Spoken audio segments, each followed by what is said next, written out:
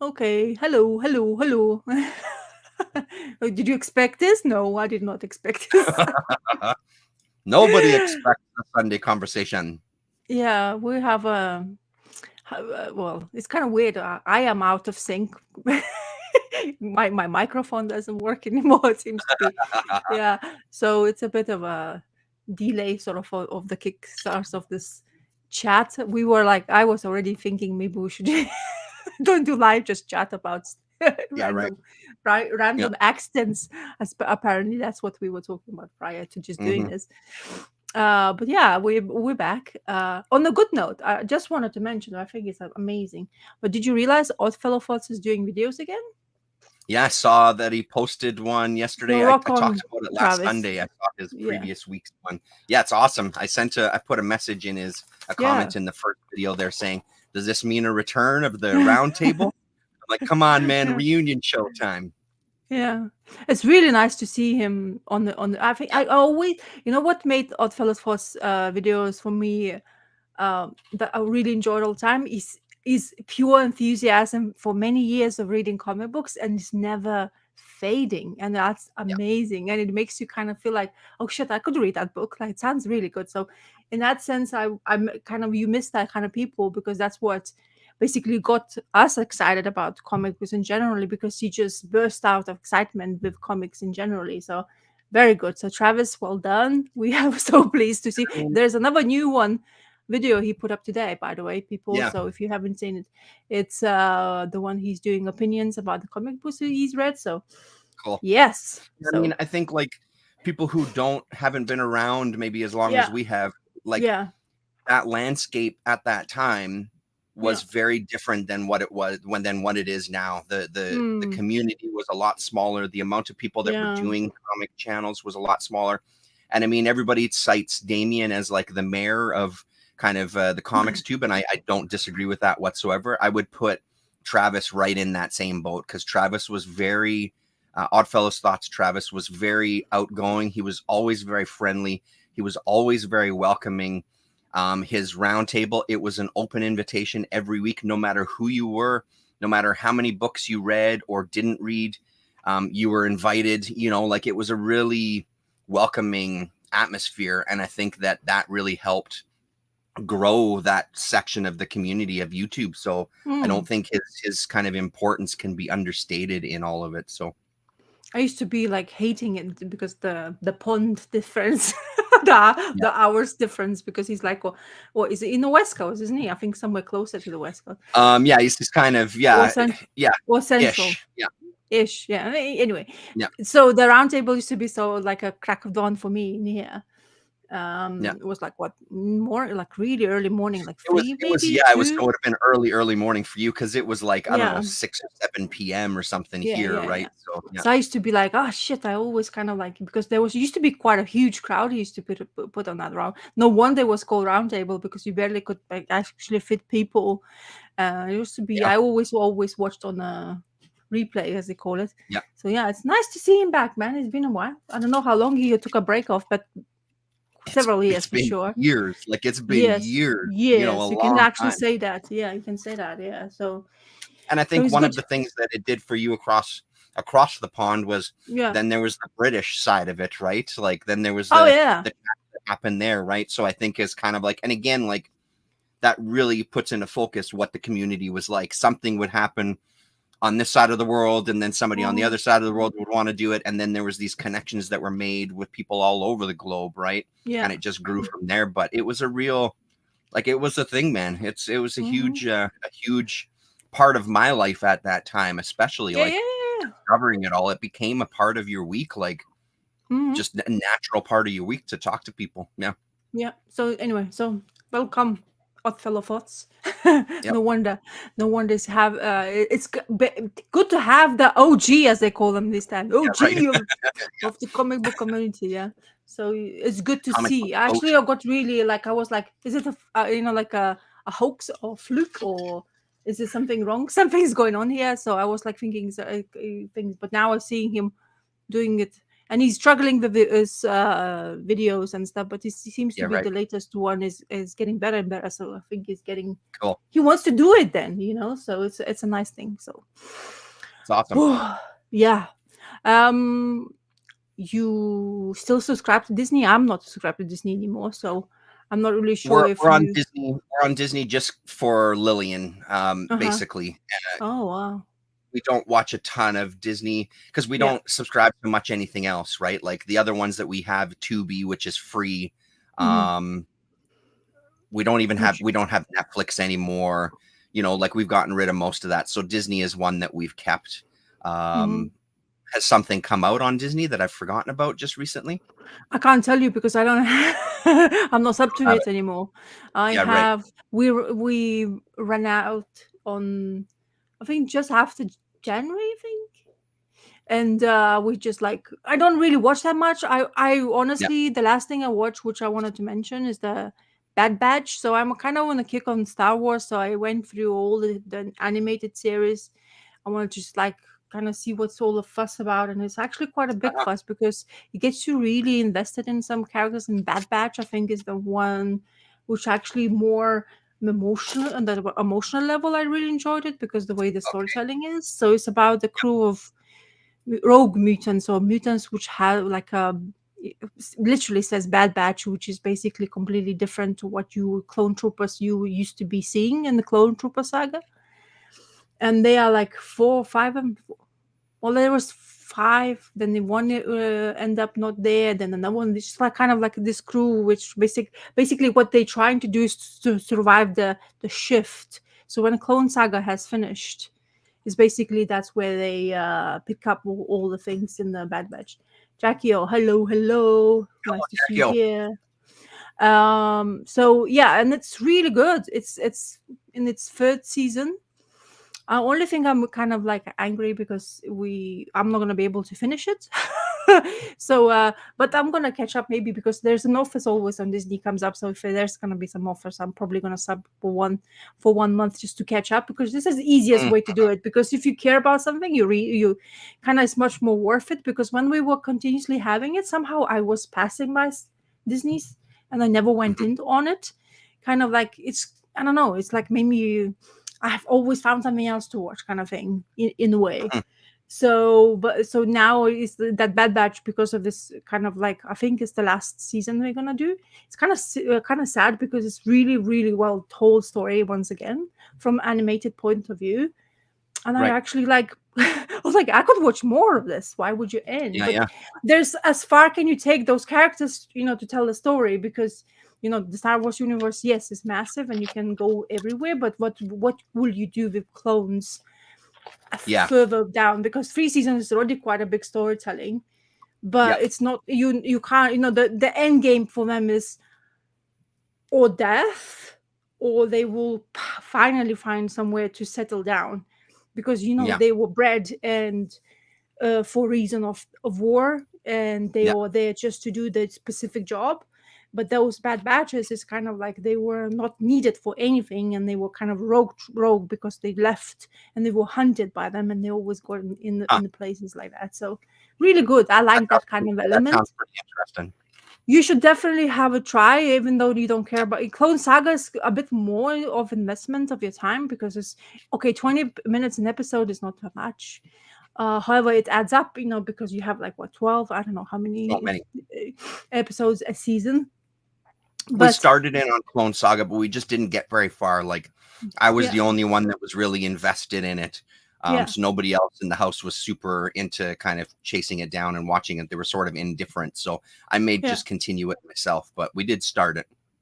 The thing is with the Clone Saga, it's an investment of time, because it's a long, winding story where it rewards you, in my opinion, at least right at the end of it, kind of thing, because it just kind of like a space opera type of a storytelling Hmm. where it has to tell you like details of the details, like all those weaving points of a storytelling, where right at the end of it will make like this grand thing boom in your head, like, oh yeah, this is really good Right. storytelling. And I always irked me at the beginning when I was watching this animated style they went for it. It felt like Yeah. puppet kind of ish style to All it. right. Like, do you know what I mean? Like a puppeteering, but not it's I do. animated Yeah. or whatever. It's a digital or something. I don't really dig Yeah. with the background check on it's how. very different looking for sure. Yeah, but now I love it. So so you Mm-hmm. just kind of like you evolve yourself. So it's just like you Yeah. can't see it in any other different way, kind of thing. Especially when it comes to space adventure telling, Mm-hmm. storytelling. So I am a really much of animated. Like I really love animated stuff, and especially if it has great background storytelling, and then of course it feels like you want to invest the time, and like all the time when you like you want to waste some time of yours, it just by the watching something like vegetate as they call them. So that is a Yeah. great Yeah. show to do so. So you just sit Yeah. down and you can blank out, but then suddenly they pick you on a storytelling, and that's a great way to actually get you be interested in it, don't you think?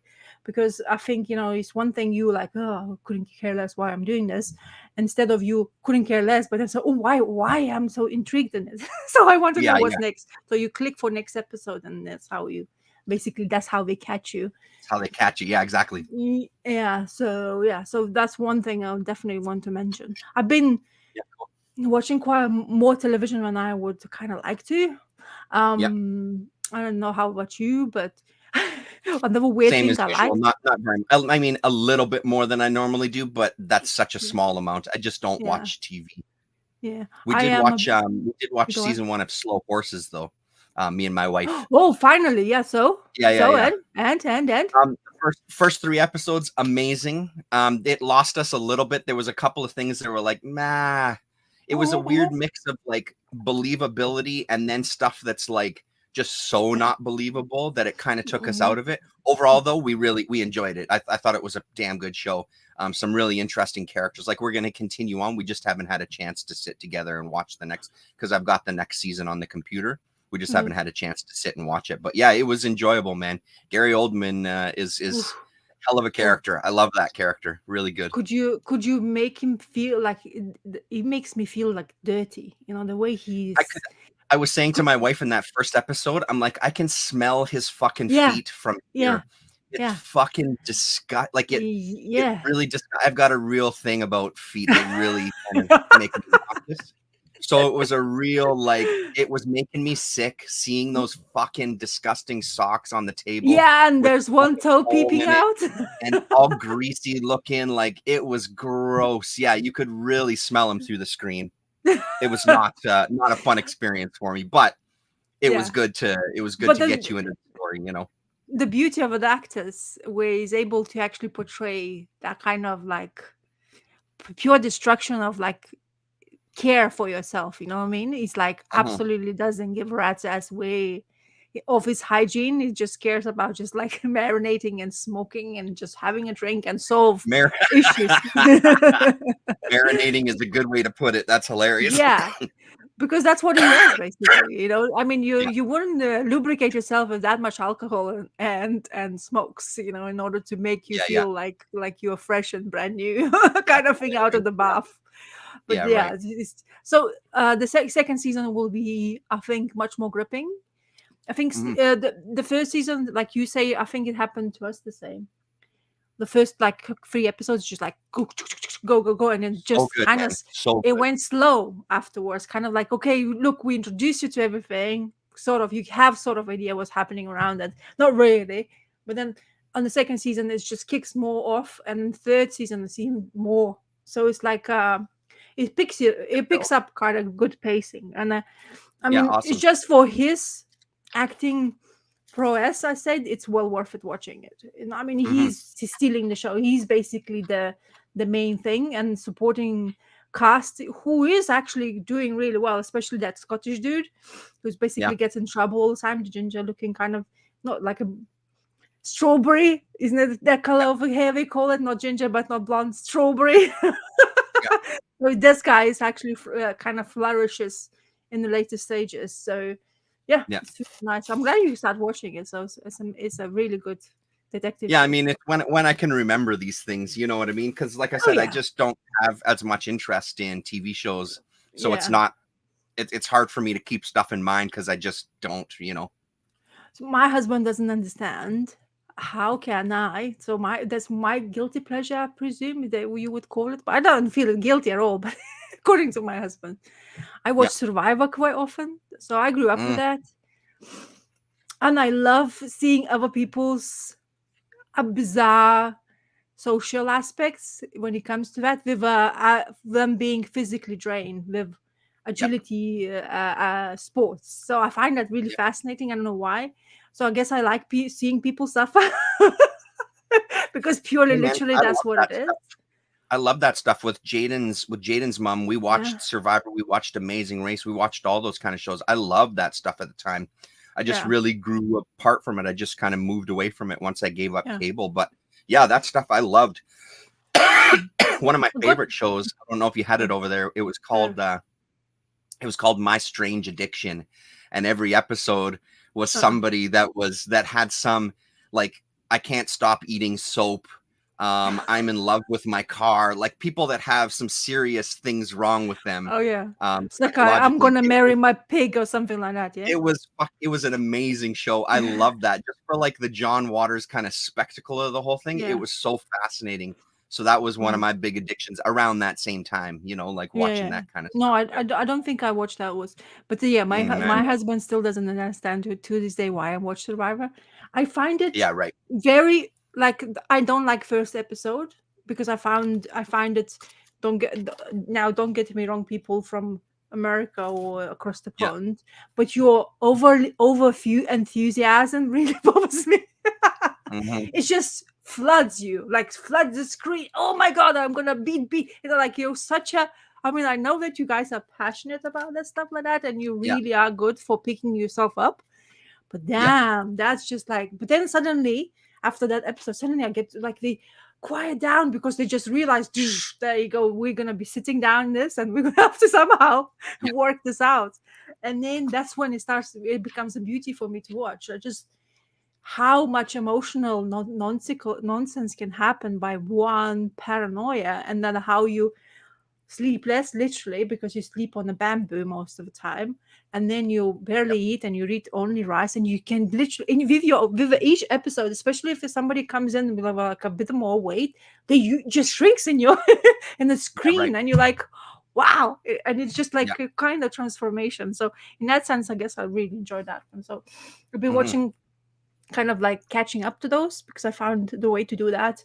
And yeah, it was kind of my obsession, watching it a little bit more because I just, as I say, I'm amazed it's enjoys. still going, to be honest.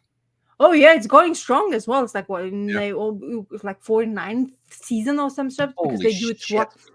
don't they do like twice a year or something like Yeah, ridiculous? So possibly. I wouldn't be and the surprised. Yeah. same and the same guy is still doing it. He's still Yeah, covering right. the broadcast. So it's like Good so he's lord. the He yeah. must be So fucking loaded. well, I mean, whoever, if you're a fan of Survivor, he's the one you want kind of like to be there if you're going to be participating. But yeah, it's Yep. amazing how what I see and who are like how people just transform in that kind of environment. So yeah, kind of enjoy Yeah. that. So yeah, I've watched something. Some other nonsense, but it wasn't really checking me like kind of thing. There's a new show with Noel Fielding. We were talking about Noel before. Oh, Apple TV is coming out with that. I don't have Apple TV, so I can't tell yeah. you. But it's my husband says really much like Mighty Boosh Oh, type sweet. of thing. So Paula yeah, Costa, hello. yeah. I thought I were gonna hello Paula. I thought I mentioned maybe you can somehow like I'll just see a download it. trailer, Yeah, see if see a trailer and see what's up there if it's up your alley. It's really interesting. I'm sure it Well, will be. trailer I wise. think he's pretty funny. He's a very creative man, that guy. Yeah, and it's weird, like always. Like if you know anything about Mighty Bush, where Oh, I'm yeah. I'm talking. And then his brother is in there as well, which is interesting. So, but Uh-huh. really, it's like his brother doesn't appear, and it's funny. We were just talking about it because Noel doesn't age. He seems to be. He's what, in his 50s, more than something Yeah. in that realm. and his brother, I think, is a bit maybe younger or older. I don't know. His younger brother, older. I don't know what's but his brother looks aged like completely, and Noel just Really? stays the way he's always is. You know, he's kind of like Right. he has a better part of the genes from the family. Yeah. It's all those young women that kept him young, I guess. Yeah, so it's very interesting to see Women in his Noel. life. Yeah, and Yeah. he's really good. He has this as a like the way he dresses, the way he's presenting himself, and this is really kind of a character. I think he's like kind of the same kind of character in real life he seems to be when I see him in anywhere, wherever he appears on a TV here. But yeah, really good. Yep. Anyway, so that's my cup of tea when it comes to watching something. We can't talk comics now, so don't worry, people. I know you're kind of like, what the hell are you talking about? All I tuned into. Yeah, get on with it. Mhm. So, do you want to kick off with something? I don't have much. I have 4 things to talk about. Actually, in the past couple of days, I've read more than I have in quite a few weeks. Shoosh. Do you want Have to you talk read about this one? Oh, yeah, Do you yeah. have that one? The last one? The last no. one, the Space Usagi? No, I don't have space one. I'm gonna wait. Okay. Yeah, I won't say anything though. I have this one. That's yeah. that's the last one, Ice and Snow thingy. The last I got the that last here too. the 5th one of the series. Yeah. Let's talk about that one. Yeah, The Village. I I don't know. well. Yeah, oh, you have, who's doing that? Show me your cover again. Oh God. I'm not sure who the hell it is. When I open it up, I'll tell you. It's wow, a pretty nice it's one, very though. pretty, very pretty. I always get like I'm kind of boring when it comes to maybe it's a bit of OCD, but I need to have A covers.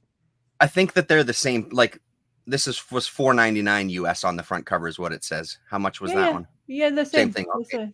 Yeah. So I mean that's the only reason, sometimes because I don't go that often too, sometimes when I get there, I don't have a choice. There's only one issue left and it's in my pull box, so I get whatever cover they give me.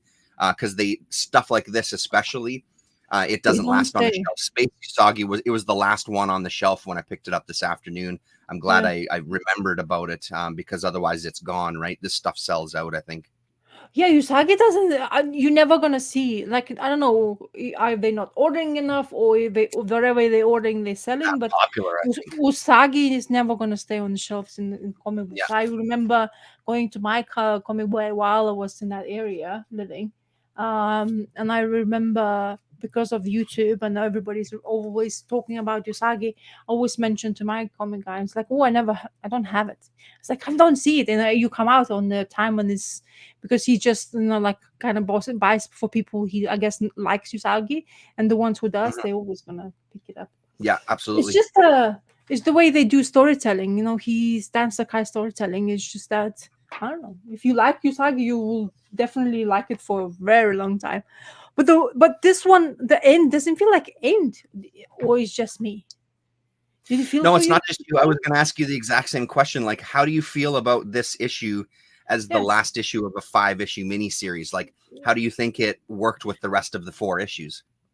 I mean, I know that you kind of, I don't know where, because maybe in this one is questioning me how he's moving on with storytelling. I know you always have those stories which in parts, like what we have, like you have the Space Usagi as well, which is in parts, like 3 of them is going to be, or 2 or whatever. 3, that's right, yeah. Yeah, so, but this one, it's just felt like the story will move on from this one because it seems to be there was story beforehand. It was still 2 of them doing the stuff, but this one felt like it's missed something. It's like, did he had enough reward from the issue 4 and that we don't feel like this is the last issue anymore? Or is it that he somehow is going to tell us another story coming after that straight away, but we're not sure about it. It's just the guess I had. And I was kind of a little bit confused afterwards. I enjoy everything when I read when it comes to it.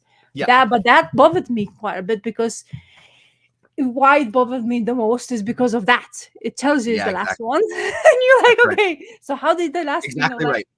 Yeah, and that's exactly the same point I had too. Like this one felt like a standalone issue. And I think if they didn't do this horse shit of like these different chapters and making such a big deal out of it, if they just had fucking numbers, it would just be an issue. But this felt like, Uh, how does this fit in with the first 4 parts? yes. What is this like? It was still good. I enjoyed it, but it really felt like, how is this related to the 4 issues that we just read, other than they mention them at the beginning of the story? This feels Yeah. almost like an epilogue, like a one-off in between story arcs or something. Yeah. Yeah, I didn't understand how it related to the first 4 issues. So, but if the thing is, again, if they wouldn't put that stuff on the front cover, it would just be an issue and it wouldn't be a big deal. But Yeah. The only way you could have known is it's because they're running. Okay, they're still running from the crew after even the last issue. They still kind of try and escape this area as much as they yeah, possibly can. And what we also meet is those 3 gang members who are from the same people who right. basically Who running were in that from, and they village? get interaction between. So that's the only thing that tells us that this is the storytelling. And Yeah. this it's actually basically a very good one-off story to tell you how this weird village in the middle of nowhere, when you Hmm. apparently when you want in feudal Japan, you can wander into, and then they have this special ability where both Usagi and his cousin had to basically come upon and unfortunately annihilate them, really, literally. Sorry, Hmm. spoiler alert. I should have Hmm. said that. A bit of a spoilers, but how they turned and what they turned, maybe I shouldn't say, but it's really Yeah, good right. in that sense. So it's really like, now I'm talking about, yes, it's a single point issue with some Yep. sort of mentioning, but it's the first time because usually the Stan Sakai stuff, especially when it comes to Usagi's now printed editions, let's say this way, is always very clear. You ended the story, we got there, let's go move on to another one, then another traveling thing he's going to do. But this time it just felt a little bit weird. Yeah, It felt right. a bit more reading point. It felt a bit more, and the way they say, "Oh, okay, thank God we are off these mountains," because this is basically where the story gonna, I guess, revert into new ones. You know, like a Yes. new story is gonna start, because they right to the last page. It's not a spoiler, but the last page says in here, and away from these mountains, and like shouting, away from these mountains, and that's it. Not even, I don't know if it is Japanese way of saying the end, or is just Stan's signature. I'm not sure. I'm not familiar yet to that kind of point. Oh, yeah, right. No, that's got to be at the end or something. Hey, yeah, Yeah. interesting. Yeah. So anyway, some details for you to do, but it's still, I don't know. I'm thoroughly liking having this is in single format. Yeah, Really do. me as well. I think. I think It's this. super fun. The only thing I'll say about Space Usagi is I Uh-huh. really liked this 3 issues. Like, are you just missing issue 3? Do you have the other Yeah. 2? Oh, Yeah. okay. Yeah. Yeah. I'm really liking it, and I think that this was a really nice. I like it. Does it need to take place in space? I guess it doesn't, absolutely, but I really, because I just read this one this afternoon, it was a Mm-hmm. very enjoyable kind of wrap up to this story. I was Yeah. super satisfied with it. So I say Yeah, that's the thing. It's I kind mean, of the weird. single That's issues, why. like you said, I think it's the way to go. Like, I really like following him through these Uh-huh. stories and taking these little breaks, and it's Mhm. a really nice way to read his stuff. So now you're reading. I know you started reading it in the chunks because you got acquired those That omnibus or whatever. Yeah. yeah, with the soft cover omnibuses and stuff like that. But don't you find that like when you read Usagi in chunks, it makes more like it's for me. I absorb that storytelling way more than if I would just go for like a long time. So let's say I read half of the omnibus, and then I will be like, so, but it doesn't have the same kind of like, there is some ways of understanding, for me at least, somehow Hmm. this needs to be in single format, and it works really, really well. When Mm. rather like some other stories are so big that you need a whole much more information, there's this one is just a chunk of information, and that really rewards you in comic book formats. I don't know, maybe it's Yeah, I just mean, me. I kind of like. I don't have a preference. I kind of like them both ways. I like the big chunk because I do like reading and really getting into the world. I find like in that way you can Uh-huh. really get into the time and the place, and you Oh yeah, follow yeah. a couple of arcs through. Like, but I don't disagree with you. I think this is a great way to do it too because I find I'm satisfied. There's been times where like after Space Usagi #2, I was Mm-hmm. really ready to read issue #3 immediately. I wanted to finish it off Yeah, right yeah, there. yeah, But other times, like it is nice just reading a chunk, and you do feel satisfied. yeah. Hmm. Yeah, yeah. Cool. I can't wait for you to read Spacey Saga. I'll be curious to hear what you think about it. Yeah, I'm no, I'm looking forward to, but it was just at the time when we were taking a break from the chat, and I wasn't sure. Yep. because I didn't have, like, I tried to pile up a little bit more books for me to actually be sent, so it's worth it when it comes to postage. So I didn't really ask for it. But yeah, now you're talking about it, now I'm really, really want Yeah, to. yeah, yeah.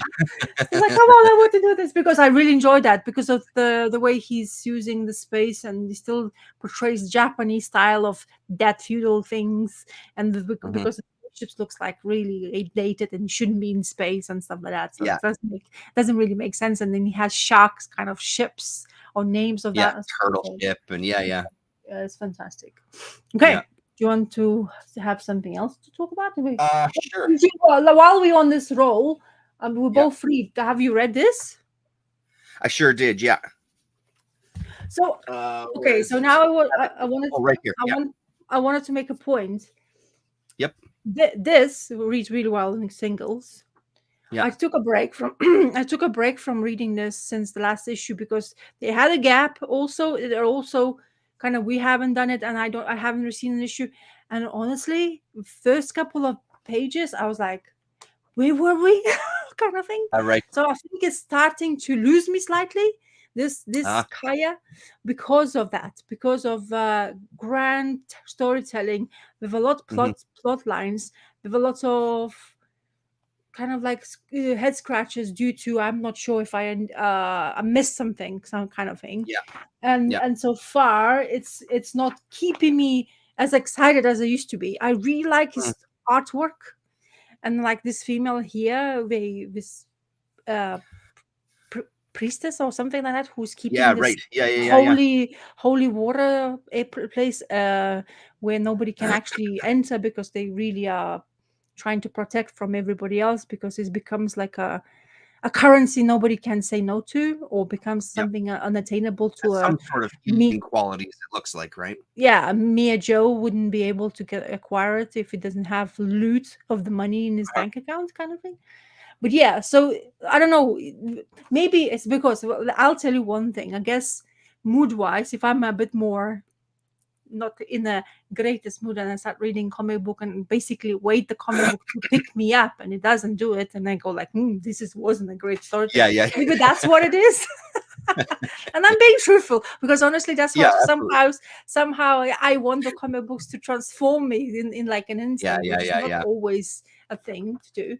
So maybe that's why I'm a bit picky. But this kind of, I was like, okay, come on, I don't like this in comic books. I find that a little bit, I don't know, you could do a little bit more artistically able to do so. And I know that Wes Craig is more than capable of showing that, but this was like, no, don't do this. And thankfully, only these 2 pages were portrayed in this issue, which is thank God.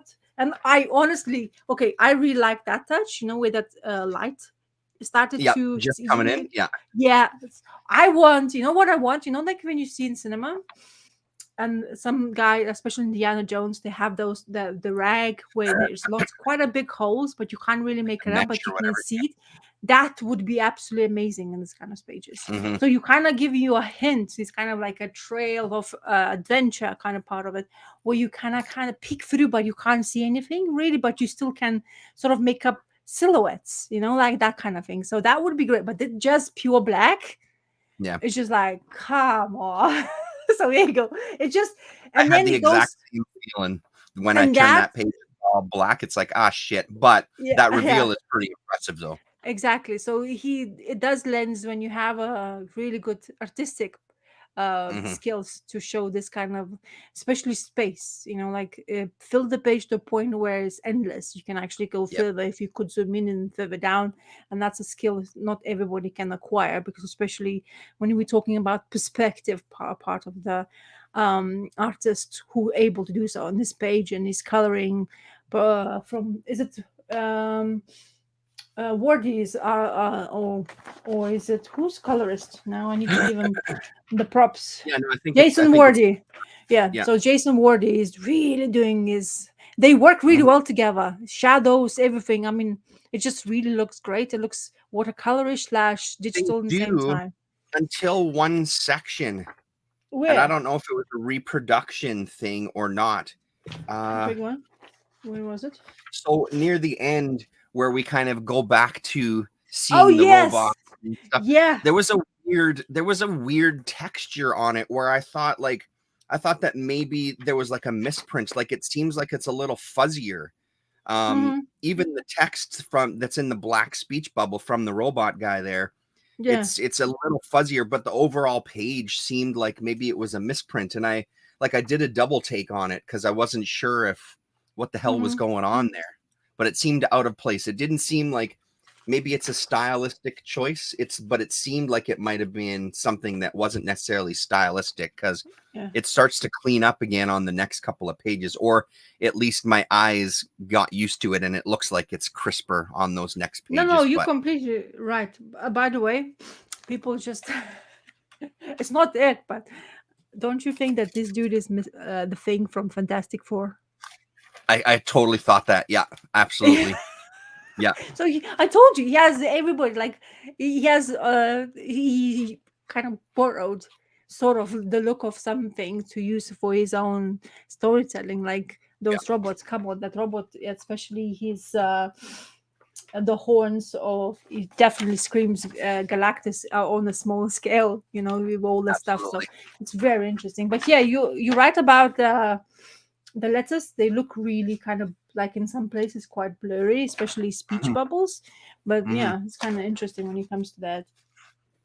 So I'm sort of with you as far as I'm not as excited about it as I once was, but yeah, I found that once I got into this issue, I was kind of back in with being invested. It took me about a page or two as well to kind of remind myself what the hell was going on. But honestly, I'm still really liking it. And one of the other things that I do love about it is that it's comics all the way up to the inside back cover. Like this is phenomenal to read a book like this where there's no other bullshit put in it. It starts right away. Donald Rex, hello. Starts right off the bat and goes all the way to the back cover. I think that I'll easily get back into the world, but yeah, I agree with you. There was a little bit of I'm not quite as there as I was early on, but I still, just to make it clear, I still recommend this book. I still think it's a damn good book. I'm worried a little bit about how it's going to go the further it goes. If it's going to get a little too kind of branched off from its original plot, but we'll see. Because aren't we creeping in on that middle issue once again? We used to say that it's informational, because isn't it next one going to be after that? Because it's like 16. I think so. Maybe I think this next one is the one-off, maybe, and then it comes to another break or something. So we'll see how that goes. Yeah, it's you can see that. I mean, maybe we're nitpicking quite a lot, but you can see that the artist combined with a writer together, you can pick on some. It's not as polished as your only writers are. I mean, unless it's unfair to compare him with Rick Remender, but let's say this way. But with Rick Remender, everything is polished to a T almost. So he surprises you by text. This one, you kind of can guess what's going to happen in the next speech bubble, kind of in a way, because the way he's portraying that kind of simplistic storytelling. I'm not sure if it's a good words to use as well, but it's not bad thing. I'm telling you. I mean, I can't do that. I'm not. It's not some easy things to do. Just let's just pick up the script on a piece of paper and I'll do it like in 5 minutes. Not just everybody fire it can out. do Yeah, exactly. Because it's not only about the text; it's also about the panels and all that stuff. So it's all in combination. It's not easy feat to do so. And just me as whoever I am, a fan of the work of the person, is having some sort of opinion about. I am interested in this group of animals that he's come across, though. Like when they finally find this princess that they have to bring back to the ship. Yeah, I really like. I'm curious about her story. Like she's completely who needs a leader, who needs someone in a position. Yeah, we should all be fighting for ourselves, And I mean, I know that sort of mimics some of my political ideas myself as a human being, but it's like seeing that in a book. I'm curious to see how he attacks that, and I'm very curious about these people. I'm sure she's going to make a turn and realize that she'll be a good leader and yada yada, brings perspective, but I'm curious to see how they portray this group as the story continues. But she still has she's a young aged animal. I don't know how to put it. No, she's young. You're right. So there's some of that youthfulness to that kind of answer. Because there's naivety to her sentencing, like let's say the way he's written her, the way she's answering that Yeah. to an extent. So I think that's why I'm saying that kind of like it's interesting to see if she would be able to, of course, in the future, because there's only one choice, isn't it? Her or doom and gloom. It seems to be so far what we Yeah, know about exactly. Yeah, yeah, yeah. this. But I'm really glad Life. that robots. I'm really glad the robots are coming back. So that means he's keep on tying everybody up. So this world is actually conveyed in one big chunk. In that sense, I Mhm. really enjoy that. I think it's them battling and them still being afraid of the golden one is great. And I think I kind of, sometimes he doesn't do the magic, the boy, which is the whole point. I think it needs more magical elements to tie that story up a bit more. So it's kind of like a bit sparing when it comes to this. I don't know if he has this huge reveal afterwards, or he will have a huge reveal on some points, but it's kind of Mhm. lacking in that moments because it doesn't marry two together quite well. It's like a lot of Yeah, action and right. storytelling, and then some magical elements. But then this is the whole part of his being the golden one is his abilities to defeat somebody, because there's this rumor saying that he's the big one. So it's kind of thing Mhm. that kind of reward we're still not getting, or at least in my opinion we don't you're not getting that. So yeah, a bit nitpicky, but I guess because there's huge break it is. And I'm just thinking, just mentioning Rick Remender. You know that he broke his ankle, yes? Oh, I didn't know. I didn't hear that. Yeah, so he said he's gonna do the break between Yep. the issues. I think it's gonna be longer now because of that Oh. accident he had. I'm Mhm. I'm following him on Instagram, Okay. and he was just like there was a picture of him lying and his foot in cast completely, and he said, well, that's my skating time has not paid off because he's basically shattered his ankle and there's this like rods everywhere going on. Oh, wow. um yeah, so he's basically was bedbound. I don't know, he hasn't seen his post for a while, so I'm not sure. He's been advertising a lot of whatever he's been involved or whatever his imprint in images doing a lot, Yep. his name attached to. So yeah, I just was thinking about it because we have that book on hiatus, and it's going to be interesting how you and when we're going to get back on the saddle on that one, because Yeah, especially right. when it comes to somebody's injuries, you can't just, oh yeah, it's only the foot, so I can still write. It's not doesn't work like that, you know what I mean? They still have to I be mean, I able guess I to. always just assume that the hiatus is for the artist to keep up. So I mean, Yeah. my hope would be that he has a bunch of stuff already written, and it's just the Mhm. artist is just taking this time to kind of Oh, that's a catch up good to the point. schedule. But I Yeah, don't that's a, know that for a fact. Just a I guess. don't know how, that's the thing, we don't even know how they work, so we just can Yeah, guess it.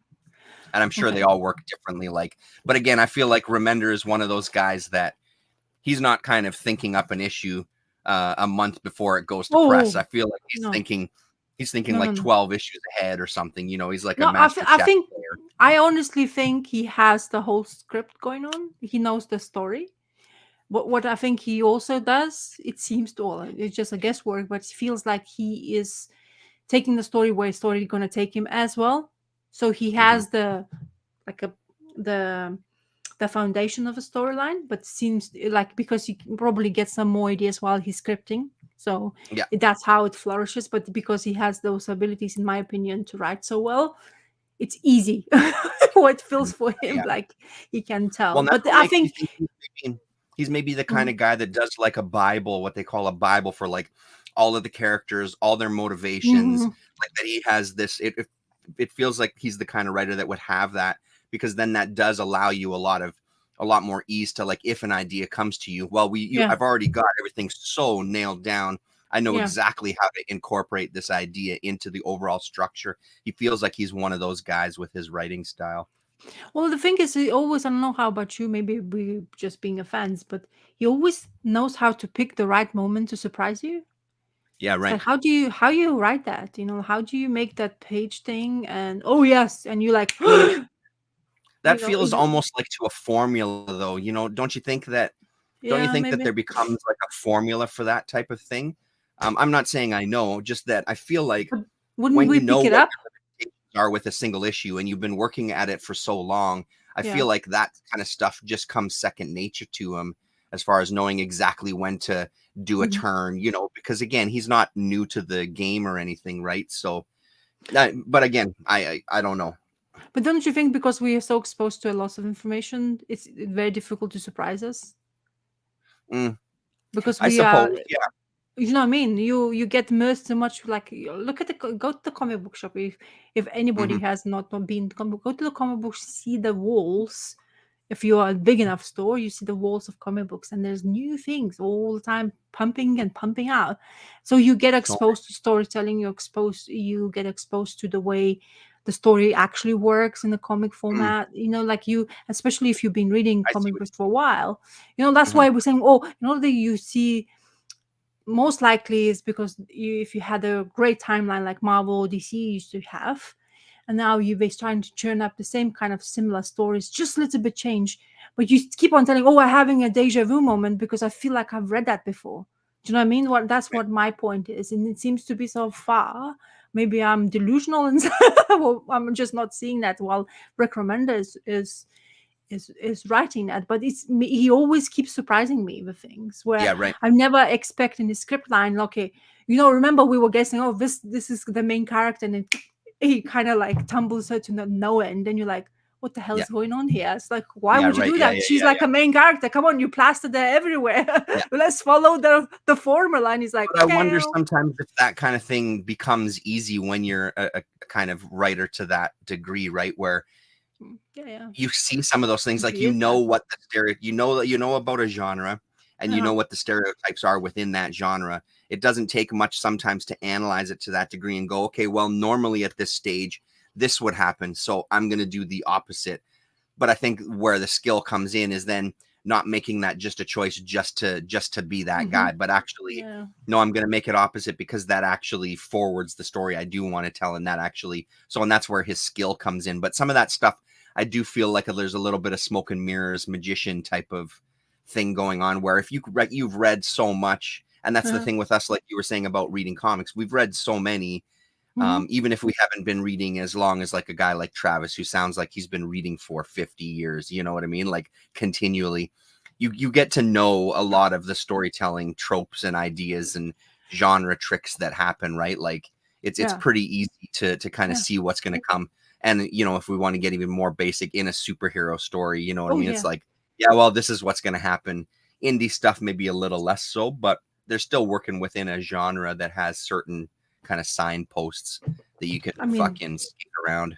this guy would Yeah, man. surprise you for sure with storytelling. I Yeah, don't think that's I would surprising. understand where Daniel Close will come to tell Yeah, you whatever he's gonna say, because it seems to yeah, be whatever. It's like, what? yeah. Even And in that's this, that's a completely different level of writing. That's like someone yeah. who's way out there in his own kind of No, but field and you know what utilizing I'm. the language that we know. Well, you have to put him as an example of writing styles where you don't. If you think that you can pin out what the formula of this guy's writing is, then I don't know Mhm. how much your reading skills are, because I honestly Yeah, at the moment it's nice to discover him. I'm kind of discovering him, but he's always yeah, like, oh geez, I wouldn't even think that you would go that way, kind of thing. yeah, right.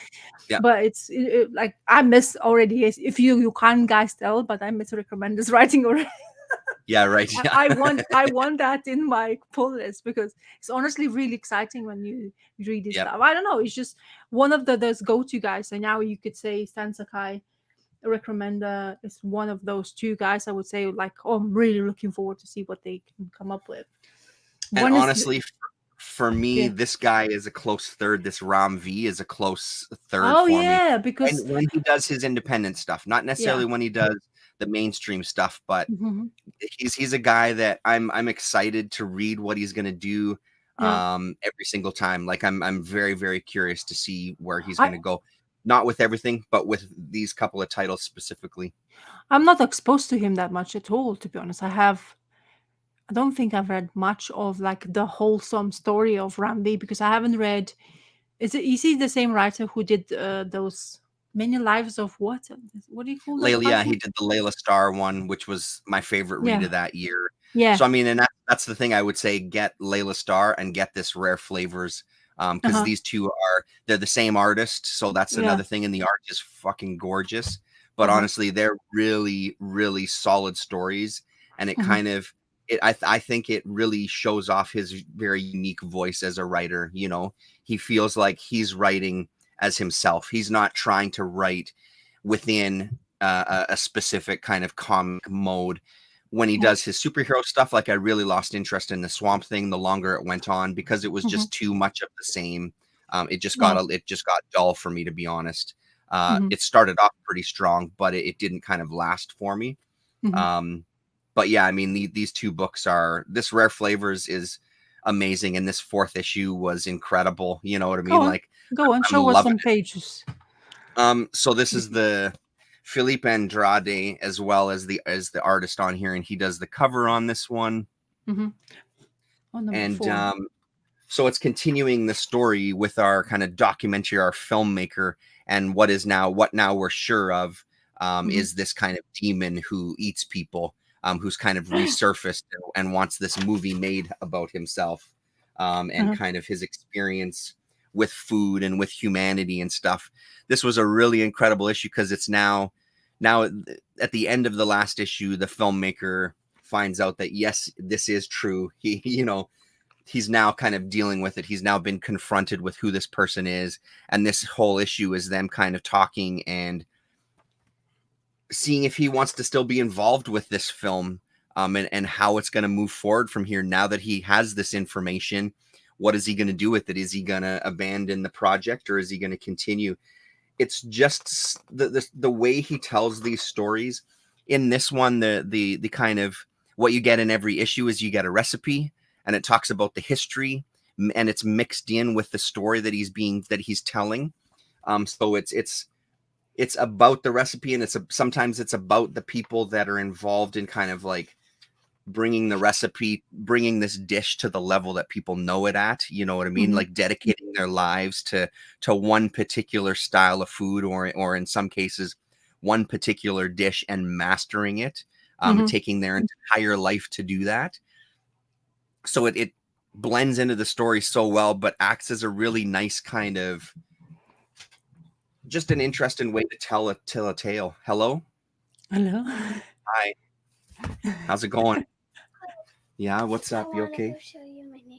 Come show you my nail. Oh, they're beautiful. Not dry yet, so don't touch them. Okay, I won't touch them. You want to show them that too?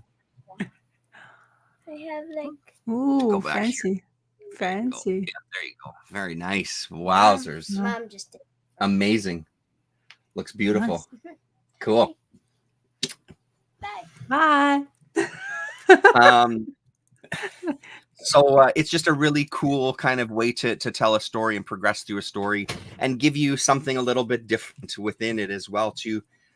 Yeah, I mean, I hesitate to say too much more, because I don't want to spoil anything. It's such a good issue, and every single issue of this, the same way that I felt about Layla Stars, the same way I feel about this one. I can't wait to read it.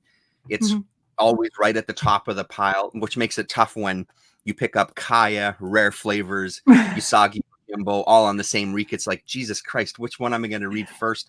So I just flew through those three like within, a short time of each other. That's a good week. On my pull list was Firefly as well too. So it was like a series of books that were like, oh my God, this is too intense, man. Yeah, so it's great, and I would highly recommend it. I already looked while you were talking about this book. I already looked to the library, and I hopefully, I place hold for that Many Deaths of Layla Starr. So hopefully, sometimes in the month, I will probably receive it or pick it up and actually be able to read. Hopefully quicker, but these times quite slow when it comes to that. Well, anyway, it's there, so it's available too. So hopefully, I'll receive it. Damn good. Yeah. I'm very excited because my son is reading a graphic novel type of the books, those smaller versions like children, called Dogman. So yeah. you know that. So we know Dogman. Yeah, that's a popular one. Yeah, so I decided to introduce that because I've seen. And I knew that it's quite kind of popular, and I didn't realize it. But he, that TV series called Captain Underpants? It's really hilarious. So my son watched it several times, and he finds it really funny. When his attention is there. but I didn't realize that Dogman is written by the guy who actually created the Captain Underpants. So I found in library one book, one of the series. There's quite a lot. I was kind of taken aback Yeah, how many there's Dogman. a lot. Yeah, there's lots of Dogmans going on. So because he had some of his favorite books, before you sleep to read, especially that's his moment where he really likes to have that storytelling and telling, like before sleep, he really enjoys. But Dogman is hilarious. I mean, he's Yeah. proper funny, and there's like really good moments, and the way the story is telling. So it was so because we have a World Book Day next week or this week Okay. coming, and I now have to find somehow to dress him up as Dogman. So I'll try my best, my artistic skills, because there is some weird looking supposed costumes for Dogman. It's really weird, so I'm not going to do that. It just looks like too bizarre, like kind of like, because Dogman is quite a very simple art styles. Yeah.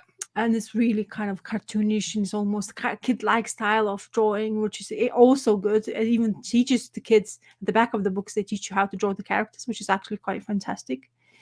Because my son is actually quite into drawing. He has like his own sketchbooks. He insisted on us buying his like this giant sketchbook for him, and was like, he filled up like quarter of the book by just like whatever scribbles he was doing in there, with all these spiders and characters with many feet, and he loves doing those. So That's awesome. yeah, so I was kind of excited because first I wasn't doing in research, I wasn't reading, so I opened it in library. I was like, oh wow, it's actually a graphic novel. So I was like, okay, that's really good, because visually stimulating and storytelling very stimulating for him. Because he sometimes, like if it's not fun enough, or he doesn't have enough moments where you're supposed to kind of have fun, he kind of loses attention. Got to keep their attention. Yeah. And then so it was kind of a good thing to find. So yeah, so now I'm trying to get him to, I'll try to look for more of it, because it seems to be is fantastic. And has he read any of the Captain Underpants books too? Have no, you read any of those? No, we only watched the TV show. He's kind of like on YouTube Kids. You can see some of the episodes, and they're really funny as well. And I was like, wow, they're really funny. But those books are really funny as well too, like to read out loud, because I read some of them with Jaden when he was little, and they're a blast to read out loud, because they're just as silly as the show, right? So yeah, maybe you mentioned it. Has to be something you mentioned, because I don't know where that Dogman came to because I seen the pictures, I guess, and I saw that in the library, and I was like, and the minute I opened it, my son's like, I want this. Yeah. Like, I want this. So, and then the first story they were reading, I mean, I was listening, because I usually next door, and my husband was reading to him. All of us cracked up in the same time. It's like hilarious. Yeah, right. Because it's just funny, that's a good part of it, where no matter what age group you are, it's still hilarious throughout all of us.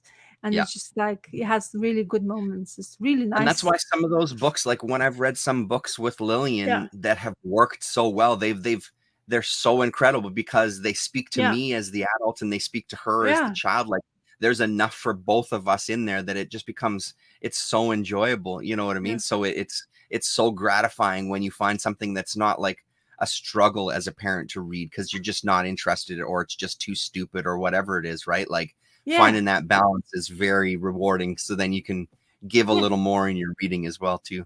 Well, because my son is autistic, so there's levels of his, attentions. Like you have to keep it really quickly and snappy for him to be in there. But at the moment, he's like, I mean, it's a very good sign when he demands to, because it's also very good that he's chapterized, so it's easy to tell him a story. Okay, finish next day. And he's like, oh no, I want another one straight away afterwards. So it's a good sign. You already know that they already captured his imagination. And the good thing is you have those flippy pages, apparently. My husband was going, he's like, oh, you have to, and they doing this moment, like, flip, look, and you all crack them up. I was like, that's not a very good thing before sleep, but it's a moment. So that's really good. So I think that gets them interacting with the book in a different way too, which is always a good thing. It's I not think as the books, precious, you know. like that's the thing, to capture your attention and your imagination is it's very difficult, especially like you have at the moment pick up the right books for your kids, which is not enough. Like if it's too much words, it becomes overly complicated to you already as an adult. Let's say, what are you talking about, a 6-year-old? So in and also a 6-year-old, let's say, has other things to deal with. So it's really kind of needs to capture quickly and efficiently for us, and it Yeah. seems to be Dogman did so far, and hopefully let's see how far it's going to get with that. But what the first book I managed to get hold of from the library, it's spot on. And they're not Right. like £10 a book is not easy, like it's not cheapest for the Yeah. child. It's quite of Yeah. like if you But and the good there's thing, like I mean, I don't know what it's like out there for you, but the good thing about some of those books is we ended up finding a lot of those at like the charity shops and like value villages and things, because okay. there's so many of them and people just eventually get rid of them. They were pretty beat up, but then at least you're only paying like $2 for it. You know Yeah, what I yeah, mean? yeah. So Believe that me, I was the already bonus. looked. I looked in the area and there was none. Believe me, I Nothing, eh? looked. Yeah, that's a I bummer. already looked. I was like, okay, this is gonna be good because of the amount of popularity it has. In the book, like I went to 2 bookshops and they had every single edition available. I mean, like I Uh-huh. think there's 10 of them. I think is it 10 or even I don't even know, but they were like more than let's say like 10 of them as to choose which one you want. Because and I also found actually a good thing. I found one shop we have a discounted one. So like I guess Oh, you have like America has this, what do you call it? I heard Ollie's, something like that. The name oh yeah, of the yeah, that's what they call yeah, it there. which Yeah. they find like really discounted. So we have something kind of sort of similar. So I found Dogman, so I'm probably gonna go, if I can't find it or library doesn't have it, I can just buy that for him. Go It there. seems to be because, as I say, we need to use this excitement while we Yeah. can. Yeah, exactly. Yeah. Yeah. Okay. Yeah. So I Cool. I'm still into my turtle reading, Hey, like yeah, always, sweet. and the turtles are going through time shifts, which is not an easy reading. I don't know how about you, but I find this time traveling stuff quite confusing, especially is we all focusing to 150.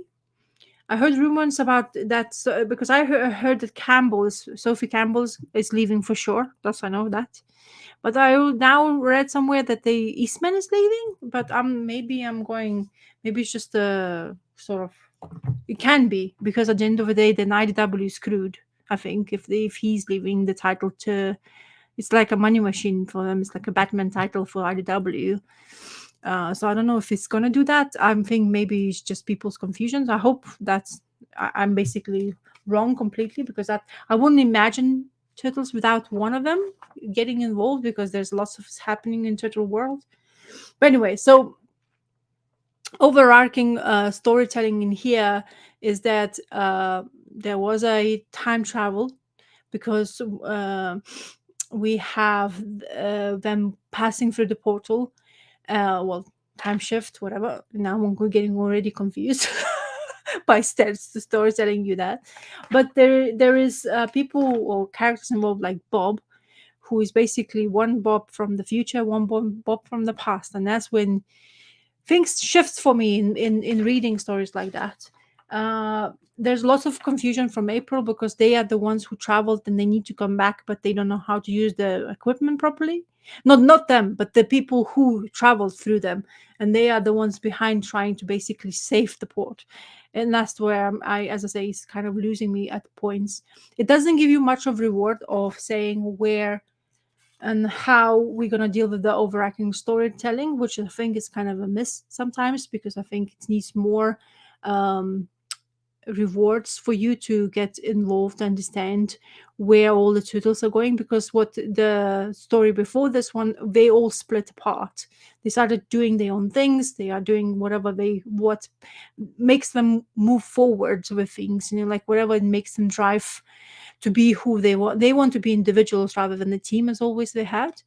But this travel has evolved a lot of people who is like Raphael in here. You see him on the cover. He is and one of the times they jumped into, he's really old in here, and he's kind of senile because he doesn't recognize anybody.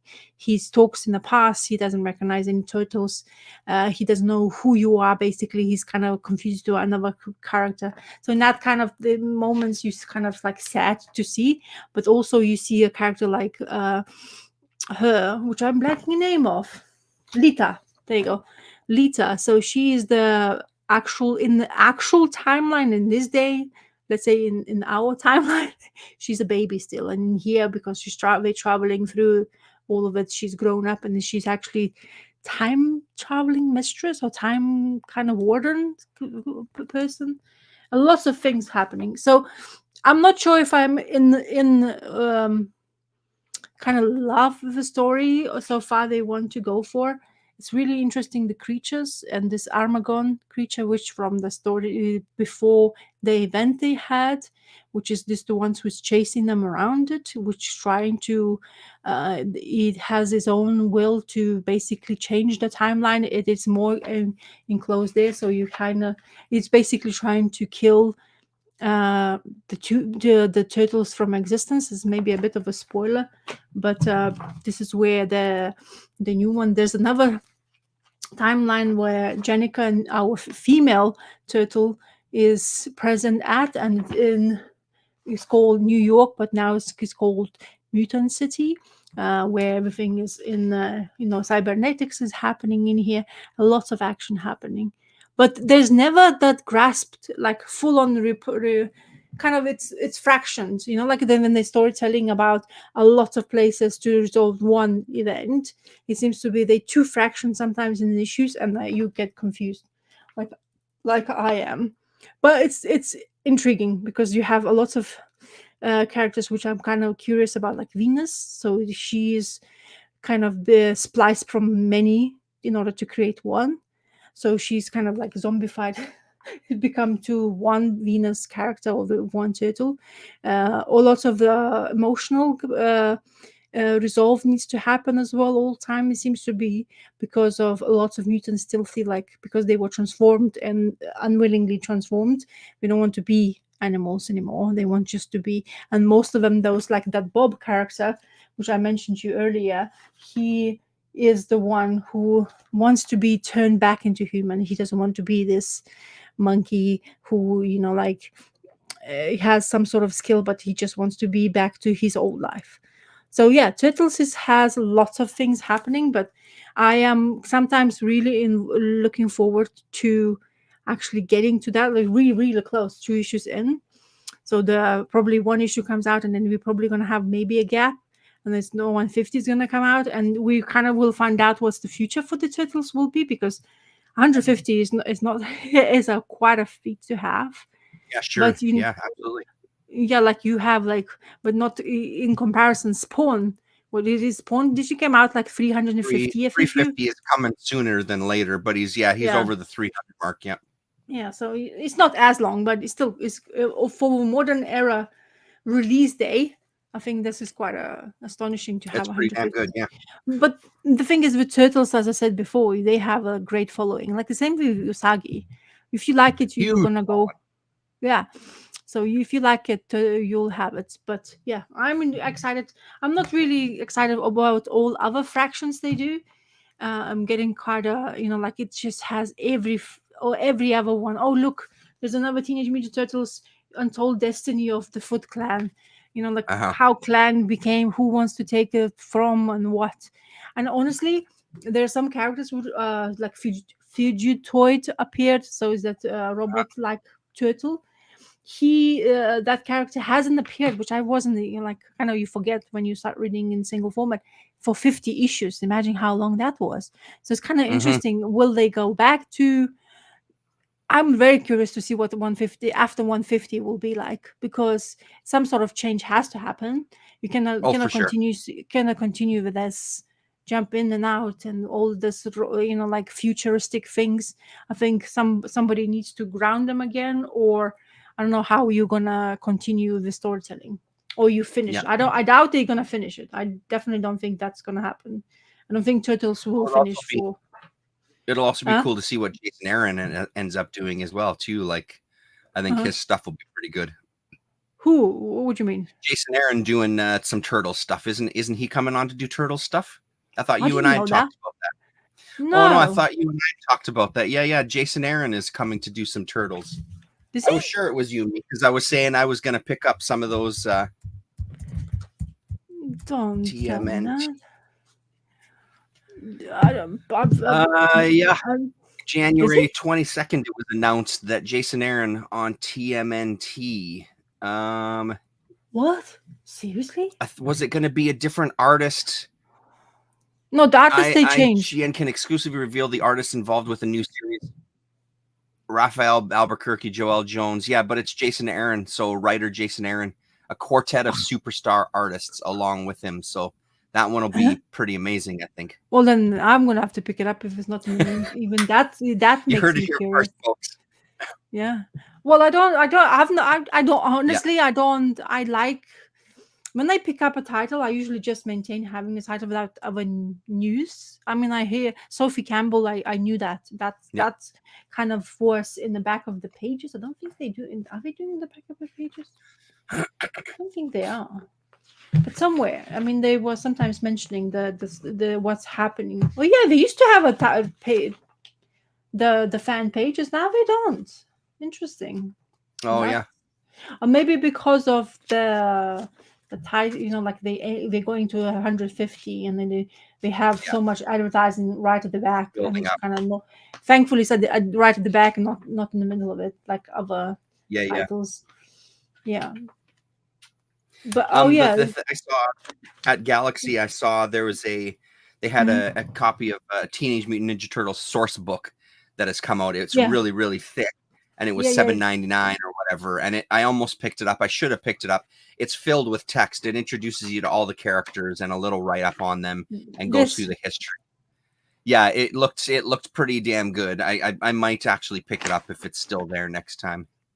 Oh, that's so. How you said $7.99 for the whole thing? I think that's what the price was on the one that I saw on the back cover, and it was really thick. But I think because it wasn't a comic, it was mostly text with some pictures. Yeah, like a Bible for turtles. Yeah, like a who's who kind of, whatever Marvel had. Yeah. Oh, if you pick it up, I would like to see it, because I don't tend to buy this extra material because I have a fair idea of Turtle World and who is involved in what. Not always I tell that on the live stream when we talk about, but that's another issue. I have the memory of the names always escapes me. But it's interesting. So now I'm curious. I need to do more research. You just made me completely like. I've never. I honestly, I don't think you definitely have not talked to me about it. No, it might have been someone else. I know that I was talking to a couple of people about it. I thought it was you and me. It would have made sense that it would have been you and me. But maybe at the time, there was only announcement of the artists and not necessarily the writer. That also might have been a thing, because I do remember talking about the different artists and things. But so that'll be exciting, man. Oh, Jason Aaron can write. That's for sure. Oh shit, yeah. Yeah, if it's anything, well, let's hope. I presume he will be very much of similar vein what Turtles are all about. I don't think he's completely going to change the world of them, but I don't think so. If anything, he seems like a guy that might go back to the past to pull from that, in that style. Because in this comic book, I was telling you about that whatever, the creature who's basically after the Turtles. So he wants to go back in time where the past lives of turtles used to be. So they never been a humans. Yes, they were turned into turtles, but they had a past life, which is part of where they were kids and the family and all happy dandy, like before that, and they're not existing anymore. And apparently this creature wants to go back right there, not really where how the turtles came to be, but right before the history of whatever turtles essence is all about. And talking about the father, the rat, what's his name now? Why I'm blanking now? He hasn't been present in the comics these days since he's been killed off, and it's been also about 50 issues. So imagine that. Oh How wow. long they haven't even brought him back. I don't know, Mhm. like kind of care. They say the characters don't die in comic books; they always comes back. That Yeah. usually happens quite often and quite quick in a DC or Marvel. But I was thinking, I always like, when is he coming back? Is he coming back? Yeah, right. Are you bringing him back? So it's kind Well, of and that's interesting. always the thing with the whole time dimensional shifting, blah blah Yeah, blah. It and just gives them an excuse to do whatever, and it's always a bit of a cop out. And you kind of hope they don't do it, because I mean, right there, just in what you said, it's like, well, there's what they're going to do after 150. They're going to have all these veins that they can explore now, so then they can have like 6 different turtle titles, going Yeah. on at the same But they time or already whatever, have. right? So yeah, They have. let's They hope have they don't already. go down that road though. No, they already have shitloads of Oh turtles. yeah, they have already. But they kept maintaining that one title, which is Oh. continuously went for. Yeah. So I don't know. We'll see. Oh yeah, I there hope. you're I hope. back now. Yeah, you were choppy there for a minute. Oh yeah, my internet is struggling. It's not used to. I took a break too long. But when you Sunday chat. yeah, it's when I host is usually more of an issue. I think when I am actually part of you hosting and I am part of that. So it's kind of interesting that it comes to this. Okay, Oh, I have one more book to talk about. Do you have what to share? I sure do have stuff. Yeah. I'll go on. Go for it. I mean, I think this one.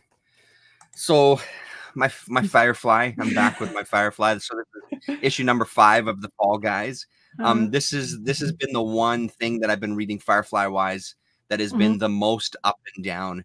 There's been amazing issues, and then there's been real bummer issues. It's now on an upswing because this was an incredible issue, probably the best of this mini series so far. Again, Frank Avila doing some covers, which isn't so bad. The crew is kind of, the premise of this one was that there's a political leader that someone has tried to assassinate, and they pinned it on the Serenity, the Firefly crew.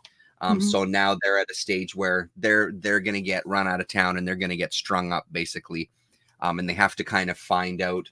But we're also finding out more about Zoe Washburn's past in the war, and the time that she spent in the war before being paired up with Malcolm Reynolds, and some of the shit that she did, where now it's unsure if maybe she's going to kill this prime minister or this politician.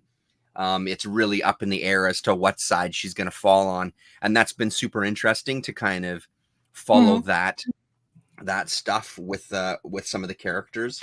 And I think that's the good thing about some of these Firefly books that's been really rewarding, is that ability to kind of dig into some of their history that obviously we never got a chance to in the show.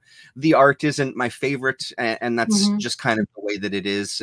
Nothing really horrible to say about it. It's just not my favorite, but the stories are good that it keeps me going through. But this is actually shaping up to be a pretty damn good mini series. I'm glad that even with the couple of hiccups, like it's kind of found its feet a little bit to still give us a decent little story.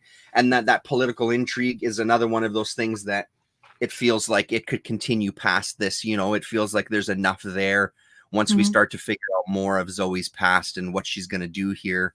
I feel like there's a bunch that they could explore. So yeah, basically here's your kind of last page. There's the politician talking. There's the actual assassin that's trying to pin it on the crew. And then there's Zoe aiming up as well too. So, we're kind of left with this moment of who's going to shoot her, who's going to do what. So kind of cool. The Sam Humphries thing I remember of his writing is from Green Lantern. I think he touched that. I think it's kind of weird because now you're talking those characters, and now I'm confused because I can't, like you say, the art is kind of the thing, because I don't recognize any of the characters. So Zoe she's the second in command, or she's the Zoe? Yeah, basically, yeah. She's the black woman, that's married to Wash, the guy that was the pilot of the pilot. Serenity. Yes. Now you tell because you just confirmed that, and it makes more sense to me because of what the way she is representing herself in the Firefly. It's quite bad. I think you need to keep up with the appearances. I think, especially when it comes to that Firefly. Like, I think if you would say, let's say Buffy, yeah, which I've never read in the comic book format, but I've Yep. had a chance of seeing people reviewing it. Honestly, they're very consistent when it comes to Buffy. Yeah. You Well, I will mean, recognize. here's the perfect page. Like Yeah. that's Zoe, and Yeah. that's Malcolm Reynolds, Yeah. and then that is Inara. Yeah. That's a new character to the show, and then Oh. that's Kaylee, the mechanic who's now the Yeah. captain now. Right on the left. So Yeah. that's, you know, you can't tell. I mean, I can tell because I've now read the book and I'm familiar with the art style, but like on first glance, it's like, who the fuck are these people? I thought I was reading Firefly. It's a pretty big thing. Like, you don't have to be exact, but I mean, I Yeah, feel has like to it be has to has be a features. little closer than what that is. Yeah. Like, I've got to be able to recognize them, you know? Yeah. Yeah, it has to have some sort of features. Yeah. Oh, this is like completely out of the context, but it involves comic books. So did you know they have created an AI website where you can type in sentences of describe the title and have a small synopsis and ask in AI to create your comic book. So it draws your comic book, and you can have and you can have pages of it, or you can, you know, like, but you have to, of course, you have to pay in order to be like consistent, blah blah blah blah blah. Yeah. But it even you can choose the style of the art you want to look like, what it look like. So it can be French, Japanese, an American 1950s, or American modern, or, you know, French, Belgian style, all that stuff, even medieval style, whatever. So crazy. I mean, no surprise.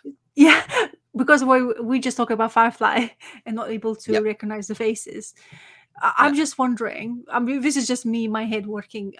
Do you think there's any comic book artist has used the platforms like that already, or hopefully not? I'm just speculating here, but it's just curiosity because, you know, the technology is going forward. Yes, I hate it. I don't like it because it feels stagnated. I've seen a couple of example pages of people basically trying it out. I think I've heard of it from Instagram. So, but it's just such a, when you're an artist or anything, when it comes to your skill and ability to do so, and we have delving into digital format, when it comes to your computers are helping you to draw a little bit better, less mistakes and all that stuff, and then you have to delve into AI, which basically does everything for you. It's so scary. Don't, as I would be probably petrified. How do you keep up? I mean, of course, not to extend, because if you feel like, you know, like you work for big two, maybe it's a bit easier. But when you work for yourself and you get like completely exhausted from doing, let's say, your comic book just every day, wouldn't you be like, let's just type me some insert couple of pages? I don't personally think that people like that would do that, honestly, because these people got into comics and art for a very specific reason. The people that are going to dip into it are the people that don't want to put in the work. And and to your question, like, I'm sure there's someone somewhere that's put out some comics that are just, I mean, there's guys that have explicitly done it, like the Living the Line guys. They did they did their series that was all AI generated. They did it. But they didn't make it. They didn't make it a mystery. They didn't pretend like it was their own. They were very upfront about it. It was an experiment. It's what they wanted to do. They didn't abandon their art. They still do art, and they draw and do all these things themselves too. But they use that as an example. But I'm sure that there are some people who are going to dip into that. But I mean, honestly, like a lot of the stuff that people worry about with AI, as far as like artists go, I might be totally wrong, but I'm still of the opinion that I don't think that artists and people are going to have much to worry about. Right now, it's a new tool. People are really excited about it. They're playing with it. It'll find its kind of level. The thing that worries me more about AI is like how we become manipulated as like citizens. That's what worries me way more about some fucking comic artists that, you know, go out and get a real job. If you're worried about your comic career being done, like, then go work in a goddamn factory. You know what I mean? So, but I'm sure that there's someone that's used it. I'm sure that they have. I hope that if anybody on upper levels are using it, it's maybe to generate ideas. But again, I'm doubtful of that, because the people that get into this specifically, I think they're very creative people, and I don't think they generally need help with generating ideas. They've got ideas. They collaborate with people to get ideas. I feel like that's so inherent in the job that it's only going to be those lazy people with no actual talent that are going to just kind of lean on that crutch, right, of AI stuff. Yeah, it's fun to play with. There's no doubt about it. But goddamn, an entire movie or an entire comic book or an entire industry that's just that stuff. Mhm. I just don't think it could. I just don't think it could survive. You know, dipping into it, I think would be fun to see what things can do. There's been a lot of bands actually lately. I've seen a lot of music videos on YouTube that are completely AI generated. The one that I enjoyed a lot was by this band High on Fire, and they've got a new music video, and it's all AI, but it's pretty damn good because they're actually telling a story. It's not just presenting stills that are moving in this weird way. There's actual story throughout the whole video, but with the visuals. So it's done pretty goddamn well. It's got a very unique look to it, even for something that's AI generated. So I think there's pockets that are super interesting, but it'll die off in that field it'll just take a little bit, I think, to kind of die down a little. I was just wondering because I was so surprised to see that the whole thing can be created by one program. And then to It's extent crazy. is at the end of the day, you created the program using the help of the AI. We talking about AI and stuff like that, but it's just like it's one thing I keep on saying to myself, it's one thing not approve of it or not being interested in it, but then just completely ignoring it is not only an option because it's going to continue. It's going to get involved to the point where we're probably going to have to use it.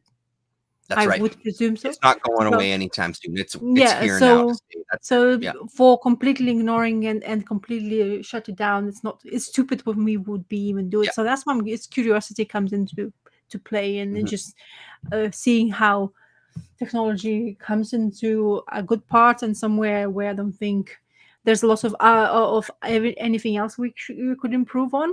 But hey, we are lacking for excitement. There's a good one that I've used a few times now because I've got a few different emails, like work related, personal related. Yeah, go on. Runway ML. It's Uh-huh. really worth playing around with. So it does a number of things. You can do. It gives you options. You can do text that'll turn it into images. You can animate images that you already have, which includes photographs. Yeah. And then you can. There was one other thing that it did. I don't remember what it was. That might have been a lock thing, but those are the two main things, like doing the text. But you also have control when you start to animate stuff. It gives you the option if you want to have control of the camera movement. It allows Oh, you to wow. do that. And it's free. The free account that you get lets you generate things for quite a long time. I think I was playing around with it for like an hour and a half, 2 hours or something, and generated a bunch of stuff. It's super fun because I agree with you. Like, this technology isn't going anywhere. So I think you've got to kind of get used to it and know your way around it and look for like warning signs of when it is AI, because it's not going. This is now introduced into our world. It's here to stay. Well, the thing is, it's the same thing happened with the phones. Like it hasn't been this long. For some, you think like, what are you talking about? I'm not that old, but yeah, we still had a dial-ups and those circles things to remember all the phone numbers and the phone books we used to keep, like with method. But it's the same with the phones. Like my mom says, I said, Mom, I said, as much as you don't, she's more curious than anything. My dad was used to be like, oh, it's too much. I don't want to because I have to think too much. Like, I don't need it. I'm not using this. And now he's using it more than anything because you get pushed into it. The services you're using more of your phones. So it's kind of the same. I'm thinking, you don't have to agree with it, but you can't dismiss it completely because it's probably going to be part of yours. So instead of you being completely ignorant and then start like not able to use it whatsoever, be clever enough to actually educate yourself towards it and see if it's going to be useful for you or whatever, like so. Well, and I've seen that online on some of the social media people saying like, if you use AI, I'm gonna unfriend you and I don't want anything. It's like, yeah, that's cool, man. You can absolutely ignore AI as long as humanly possible, but it ain't gonna get anywhere. It's gonna come up in our lives to some degree. So like, continue to do your mission. It's because I did the same with cell phones. I didn't get a cell phone till early 2000, but that was, and it was eventually out of necessity, but I fought against it for a while. I'm like, I don't need the thing. I don't want the thing. And now it's a part of our lives. Like it's a big part of my job when I'm working on movies and stuff like that. You know what I mean? It becomes part of, if I want to get gigs, I need to have this thing. If I want to work, I need to be able to be gotten a hold of wherever I am. Right. So. Yeah, exactly. It's like, they in England they get rid of or Great Britain, well, England more. You're not gonna have any more phones at home. They get rid of the lines. They actually discontinuing it. So no more having the phone at home with your phone number. We used to be. I used to remember getting hold of, like, we had one because we didn't used to be the option where if you want an internet, you used to have an option of your phone. Otherwise, we don't give you a subscription, which is bullshit. Anyway, but yeah, and then the only thing you hear, always pick up the bloody stupid thing you hear twice in a week is because advertisement. Yeah. And you're like, oh, fuck off then. You hang up, you know, like call us, hang up. It's just, that's what you used to be used for. So anyway, so they could do. So for the pensioners, for example, it's quite a horrible thing because they don't have a choice. You know, they're gonna get rid of it for you, and they used to that so much. You know, to keep up with info. You know, not everyone can do a cell phone. Not every 80 something years old person can use the phone properly. To, you know, even these days, I don't think. I mean, more and more, but. And I think a lot of that technology, that's the only reason that it sticks around for so long, is that it's sick to say, but like waiting for a generation to pass, you know what I mean? That are the ones that are really attached to it, where it's like, this is going to have too much of an effect on their lives if we completely discontinue it now. So we'll start phasing it out. And once that generation has died off, then we can look at addressing, like, not having that exist anymore, you know? Yeah. They kind of, in here, they say, oh yeah, we're doing it. So no matter what is going to happen to you, we're still doing it. Don't forget, England itself, to this day, I don't think has very strong connectivities when it comes to other world. You know, like now, Starlink is quite you open internet to lots of places, but it costs like little fortune just a month to pay for it. It's like 100 something odd pounds a month just to get that. Right. So you have basically, you know, like it's absolutely, you can be in the middle of nowhere and you can have internet because of that, because they use satellite. Yes, they have the satellite feeds internet to straight to your devices, and that's how you're able to do like rural off grid, which is kind of curious about that kind of part of our life, where people can actually connect to you. I mean, like do live streams and all that stuff. Yeah. So, anyway, okay, my last thing is this. I'm reading. Yeah, could you believe it's issue 5? I'm still reading it. I think Daniel Warren Johnson is definitely very good storyteller, and I absolutely love his artwork. I think it's absolutely, he has spot on ways of, it seems to be seamless sometimes, because he has a YouTube channel where he's basically shows you how he's creating some of the pages. I'm not sure if it's showing you this work, but whatever he's previously were doing, you definitely could have seen it. So he makes it look easy. Okay, that's one thing, because he's been doing so much. But as a storyteller, it seems to be like he's definitely knows exactly the moments to pick when he tells. I really like this, for example, scene. This is the moment where two of them sharing their war stories, where, you know, like how they experiences the human and the robotic side of it, and it seems to be that they have the same momentum, or like regrets of losses, of consequences of that kind of like life or part of the existence. So that was moment. It's kind of interesting. The shadow speaking is really good, actually. The perspective was quite difficult to portray, because, you know, Optimus Prime is humongous in comparison to human. So it's actually a really nice panel. I think he capitalized it. Oh, there you go. Miss So is here. Hello. and yeah, it's full of action. Once again, there is the problem for them to find the source of energy, which are what keeps the Transformers and Decepticons alive.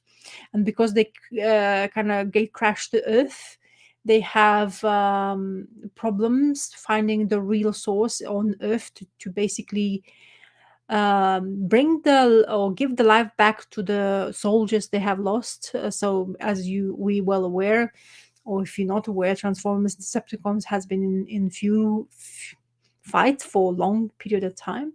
And the way he's presenting Daniel Warren Johnson's storytelling is really easy to understand. You kind of have a grasp of idea what's happening, sort of, not with full intentions to understand the background history, because yet you have to be having enough time to do so, but it also makes it easier for you to be present in the story without being confused. There's lots of revivals happening because our Transformers have found a way to generate by using hydro stations. You know, those with the water containment is, and they're using that flow of water to create energy. So I don't know what's the name. Hydro dam or whatever. Yeah. So they create this turbine, which is basically spins to a crazy momentum, and it manages to resurrect some of the soul Transformers. And like always, because from the previous issues, our main leader has lost his arm, and he has this crazy looking gun as an art form arm to protect himself. He's basically was asked to go forward because he's a leader. He's supposed to be alive at all times, and he's no. As a good leader, says my soldiers are first to get to be revived, and then I will be next. But of course, nothing happens as easy because the Decepticons have found them out where they are, so they get into attack. So is doing really. It's extremely busy paced. If you want pace in the comic book, Daniel Warren Johnson definitely can deliver that, and it looks really good. I mean, for a static figure like Creatures to be in such a ways of you having all these scenes, it's really nice to see. It's like almost kind of like scenes of the shots of the movies you kind of watch, or cartoons you maybe watched beforehand. So it's really doing well. Also, there's those moments where one of the main characters, she's falling down, and one of the Transformers which has survived decides to kind of leap in, transform into car, capture her, and land from one of the areas, which is really fantastic to see. So it's really the only thing I can say I completely thoroughly enjoyed is a quick read. It's definitely not the most longest read you'll have, but I'm enjoying Transformers, which is not something I thought I will be. I mean, I definitely enjoy. I call it Transformers movies. Is like if you want to veg out on the big screen and just not think and let that action just fill you in from the beginning to the end is what I would say. But so far, this is emotions, parts of the humans, and the way it's so far told is really capturing me, and I wanted to continuously reading it. It has lots of beautiful colors, as you can see. As I say, it's completely busy and there's lots of things happening around, but I wouldn't expect it to be anything less because I don't think that would capture people's attention if they would be like that. So fantastic! Now Terrence is gonna have to read the. I think it also helps that like he's such a uber fan too. I feel like Daniel Warren Johnson is like he's a super fan of Transformers. Oh yeah, so yeah. He's you have the back pages. And he's also based like of the first issue. He kind of give you a little essay of how he came to be a fan of Transformers and how his childhood wouldn't have been the same if Transformers, let's say, wasn't part of it.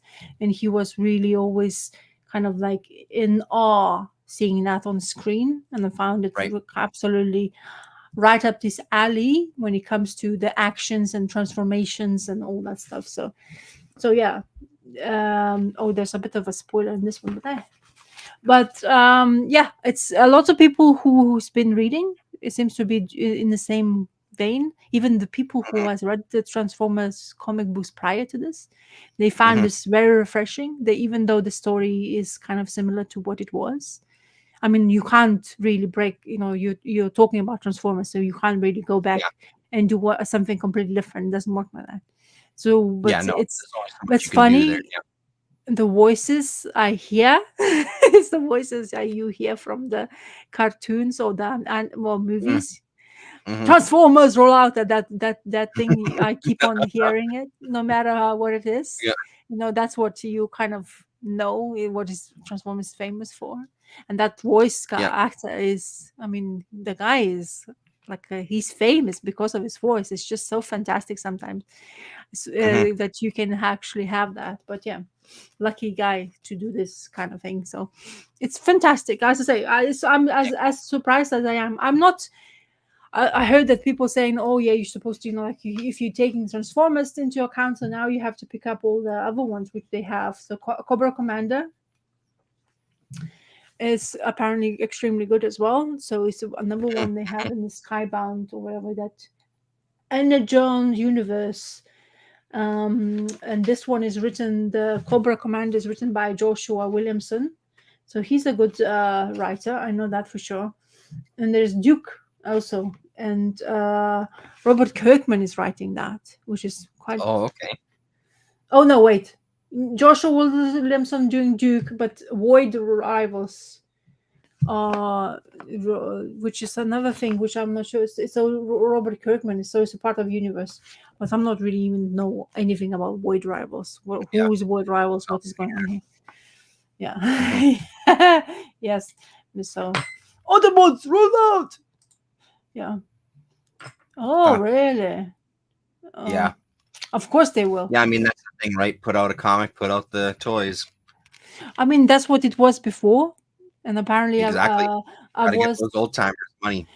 listening to some chat. I wanted some comic chat. It really relaxes me as well. So I like to listen to some people's opinions. So they were talking about some Transformers and stuff, or the Marvels, all the comic books where they had that Toys R Us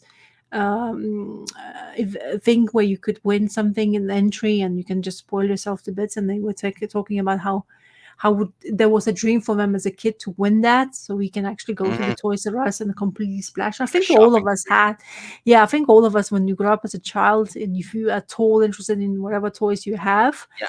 you want to go and just absolutely, like, like then they those scenes where the man has so much money, he does this. I Yeah, used to yeah. think I would do that with toys. That was my thing. I remember that so clearly. I was like, Yeah, geez, right. to these days, honestly, I find it really difficult. So maybe it's me. I don't know if my husband, I think my husband is not as, I mean, he is, but not as much as I am. So when we go to the toy stores or whatever who sells the toys, I am proper in. I almost to the point where it's like my son, he was like, geez, oh my God, Rasa, what the hell is wrong with you? Not coming for shopping for toys. I seen so many turtle figures, love to have them all. Hmm. I've seen so many like other things like Marvel, or like I saw that one of the those funky colored pop figures, which I don't like them at all. But they had that color scheme with that comic Yep. book. Yeah, like the So black those, light kind of. Yeah. yeah, those that really try, like when you see it in the stand, it like looks so appealing, and it's like, why? I mean, There's a surely not. Galactus one that's painted that color, and it's a Yeah, big pop, and the same thing, like the painting of it looks amazing. they. Something volume. Oh yeah, crazy. Don't support Walmart though, please, Miss So. I'm begging you. Yeah, no, I'm surprised at that too, actually, because it is pretty adult for sure. Yeah, but sealed But up, it was but sealed up. still. Yeah. I mean, that goes to show you how much manga is part of our culture, Hmm. and that's another thing, like that, just some of those changes just surprise me, that we would get to this spot, because it was so hard to get that shit back in like 2000, even when I was first getting into it. It was so hard to get any of it, or Mm. not so hard. It was much harder than what it is now, where it's now even at Walmarts and bookstores and all sorts of things. Crazy. But the toys and action figures are the full throw. Like now, there's so much, I and love looking at that stuff too. oh, it's like there's only one toy shop store around where we are, like completely dedicated for the gaming toys and collectibles, and they have all the old stuff, like all Turtles figures, all Transformers figures, old ones, all Star Wars, all like Smurfs. You know the Smurf. I Oh, used to remember Smurfs like you- proper. Used to be a yeah. part of the time of the Smurfs used to be like, oh my god, everybody wanted to have them. So yeah, and it's all Yeah, like and that's as soon as I said the comment, yeah, Miss O, that's exactly what I yeah, thought, and I don't mean any offense by it. I totally get it. I mm, absolutely get it. yeah. Oh, Target is too Um, expensive. Target is too expensive. Yeah, it's crazy. I mean, anyway, we won't get down that path of conversation. Um, I went But to when I went to look. I looked at the toys at Galaxy Comics when I was there too, uh-huh. and they had a Godzilla -1 figure. Oh no. Fucking gorgeous. The box is gorgeous. Everything is gorgeous. It didn't have a price on it, so I said to the owner there, I'm like, listen, Mm, I'm not going to buy it. I'm just curious. How much is it? And he's like, oh, actually, I don't know. So he had to take it off the shelf because it was up high, scan uh-huh. it, and then put a price tag on it. $259 Canadian for, I Jeez. mean, again, it's not like it's a small thing. It's gigantic. It's beautiful. It's amazing. But it's like, dude, what the absolute fuck? You know, like that's, yeah, it's bonkers. But Do you I love looking. Every time I'm there, I look at the toys. I never buy it, or I rarely, very, very rarely buy uh-huh. anything. But I always Mhm. got to look because they're amazing. There's some amazing stuff there, and it really is. That's part of my childhood too, for sure. You know, going to I the toy see. store and seeing that stuff, right? So My husband is big into He-Man. While he was growing up, so he saw all that Gray Skull, like everything, whatever you could think of. Like had Castle, they had, mhm. all of it, and he's like, "Geez, I used to have it." And he sees the price tag. So the Castle was like what 350 for the in the box. It's the original box in it, but of course it's tattered. The box is used. Let's say this way. Yep. But like you can see it's been through something. But it's like Jesus, this is how much. And you always think, like, oh, I used to have this. Oh, what happened? What would happen? It's like, Mhm. so do you remember last time you saw them? And he's like, oh, maybe I don't know. Don't even remember where and how he lost it. So it's like, there you go. That's your answer. Yeah. Oh, I saw the Ghostbusters, the car, the old school stuff Uh-huh. of all the Yep. lights and Yep. trimmings. Not the, like I even like seeing Lego of that.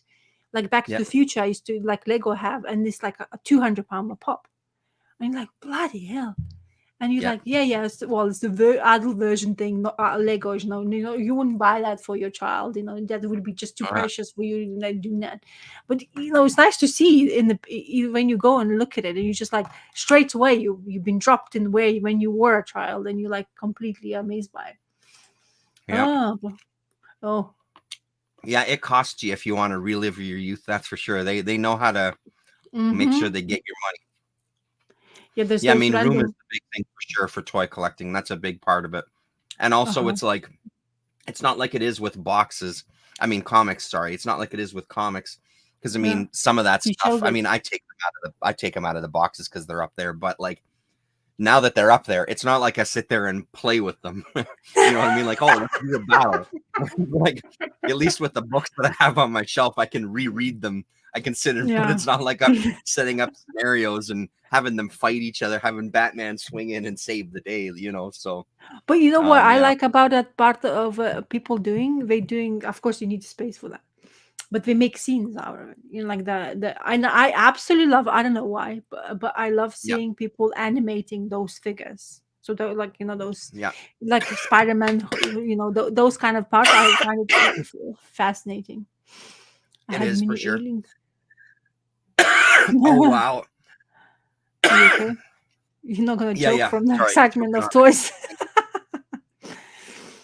excited Oh, about toys and choking on candies.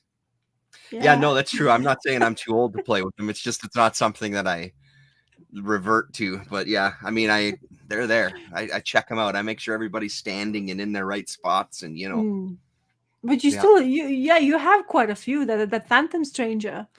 I It's the do. probably I do have one of quite a few. the There's no doubt about it. things quite a very difficult thing to get hold of. I always wanted the Galactus one, when Galactus came, Yeah. when they advertised that ginormous Galactus with all the figures to collect, I honestly thought, Jesus, that would be amazing just to have That would that. be.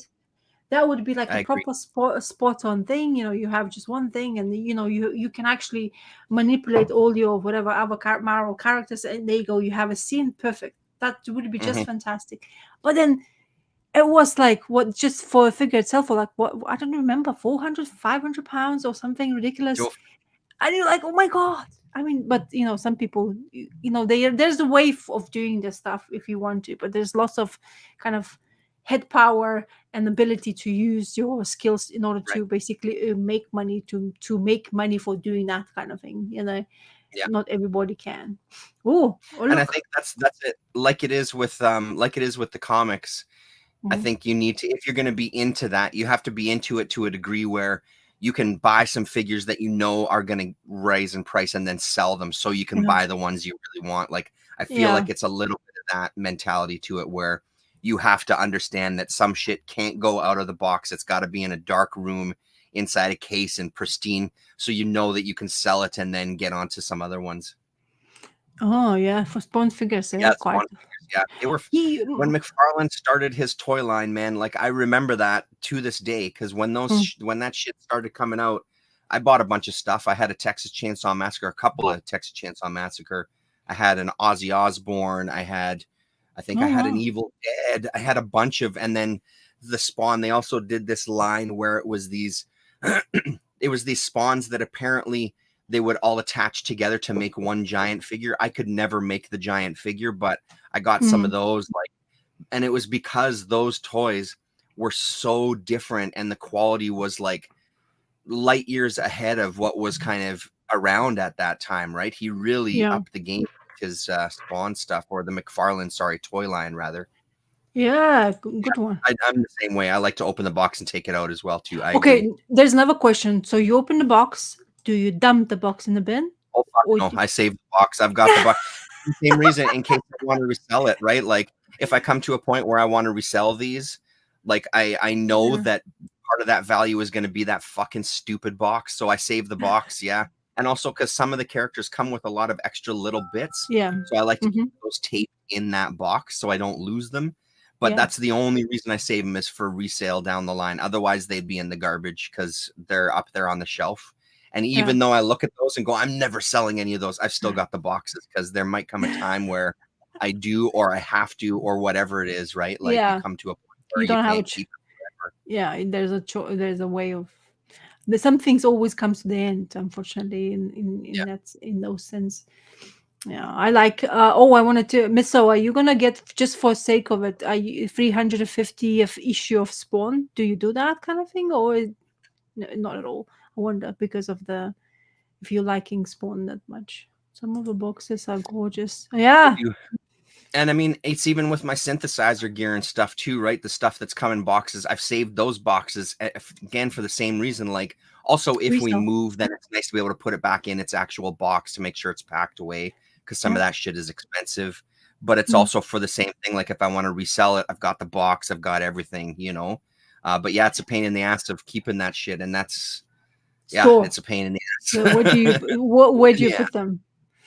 Yeah, those boxes are in Rubbermaids, and they're sitting out in the garage on a shelf in the garage, like a really big Rubbermaid.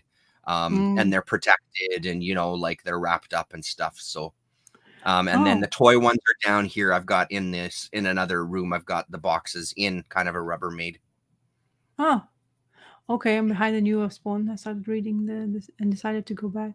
Oh, nice. Really old stuff, yeah. But isn't this Spawn notoriously known for not being reprinted? Because I know that's why the single format comic books are difficult to get hold of, because of that. Because when they do reprint them, they get sold out because they don't do it often, and it's quite difficult. Yeah, I mean, I think they are you doing do that in digital? Right? I don't know if he does any of that reprinting stuff, really, like second That's editions. the thing. Spawn is not really. I mean, there's a moment when he does it, but then it stops completely, and I don't think he does it often enough. Like, you can't really. I've heard quite a few, like, like somebody talks on YouTube channel, especially when they talk about Spawn, and saying they're notoriously difficult to actually read from the beginning till the end, because the earlier stuff hasn't been printed very often, I don't think. And I Or think told. around the 200 mark, there was the print runs on them went way down as well too. So I Yes. think it's around those numbers where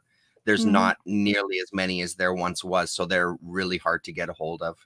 I'm still can't believe it that he still manages to keep it, because do you think it actually makes a profit, or do you think it's just because he just wants to continue with it and he can't kind of let go? I don't feel like Todd McFarlane is a guy that's doing stuff if it's not making a profit. I'd be surprised if that was the thing. Like, I'm sure he Yeah. loves it. I don't doubt that he loves it, but I Okay. don't think he would be doing it if it didn't turn a profit. And also that milestone, I think hitting that 300 was really Mhm. important to him. So if anything, maybe around that time, even if You would- interest would have dipped dramatically, I think he still would have pushed through just to make that 300. But I Yeah. feel like it's got to be making money if he's doing it, But Or the- I mean, again, maybe I'm wrong. He's probably so filthy fucking rich it doesn't even matter to him, which is why Well- he's able to keep it at like $2.99 cover price or whatever, right? So am I going out of it? But didn't I've kind of remember hearing that the toy line when he produced is what kept afloat for quite a few things, what paid for a few things. Then of course the popularity came back and blah blah blah. Everybody's gone completely crazy. But I think I've maybe one of the like many of interviews of him he's been done. I wonder. yeah, I mean, that sounds about Yeah. right. Like those toys, I think probably really Yeah. elevated his company and his profile because, And now like I that said, he they were fucking incredible. does the DC line as well, his toy line. So Yeah. one that they released, I think you showed one of the pictures. The Dead Man, the new version Yeah. Dead Man. Do you know it never came in this part of the world? I've never was able to see it in the Oh, shop. really? Yeah, the one thing, the other ones I always see, like Superman. I used to be like Wonder Woman's, all that stuff. I was waiting and waiting and waiting to see. It never came through. Like I've never Yeah, right. actually seen in the box the Dead Man. So the only one which I got, remember that we both have it Yep. now. Yeah, the red Oh one. God, Yeah? yeah. Yeah. So I have that, but the new one, which we were both saying improved that Halo, whatever the ghost-like thingy, or he looked a The- little bit more He gnarly. also did what was it? It was Swamp Thing in that little grouping of DC stuff that McFarlane Yeah. did too, right? It was Dead Man, Swamp Thing. Yeah. Was it Phantom Stranger as No, well? Phantom Stranger wasn't there. No. I can't remember who else it was, but yeah, they looked Constantine. incredible. Constantine, Constantine, was of course, Constantine. Yeah, absolutely. Mm. Yeah, pretty sure it was Which the is- fourth, but I don't remember who. I don't even think I've seen Zatanna one, or maybe Zatanna would be quite popular in generally. I think Zatanna is always Yeah. a popular, but I've never actually kind of like think I've saw actual figure of it, like all of the thing. Mhm. Anyway, I'm sure they had some for. I'm sure I've seen a Zatanna at the shop did because you? again, I love looking through the Marvel and the DC toys at Galaxy. Like I it's would such a definitely, I definitely would get Zatanna, but he has to be kind of like not funky looking face, because some of them looks like really like, oh my god, man, do a bit better job with that. Like Catwoman by Darwin Cook, still the best. Yes. The female look is spot on. It's just like the best. Yeah. Wonder Woman. Do you think a Wonder Woman face is as good as Catwoman's? You have one. I don't. I do have. Where the fuck have I? She flew. She went to Noctora. It used to be right on this wall, but obviously I've moved things around, and now I don't know what the hell I've done with her. Might be up there somewhere. Jesus Christ! I gotta find this woman. Where did she go? She went back where the men don't exist. For the longest time. Because that figure is Behind always is the one I didn't get. I really want, I like Darwin Cook's females are fantastic looking. Okay, Darwin Cook in general, the art is fantastic, but his females are spot on. So I think I always wanted to have. I never got hold of his Green Lantern because Green Lantern was part of it, but I never got a hold or never found it actually. But I was very happy with Catwoman when they found it. It's like, yes, it looks exactly like it. It's just so good to see in the toy version of his art, which is kind of good. Yeah. So anyway, one of the best ones. Okay, do you have anything else to share, or shall we I say? yeah, no, I do. Hold on one sec. Oh, Pulling you up found hand. the Wonder Woman. Oh, got it. Oh yeah, she's here. Okay, good. You see, she's back.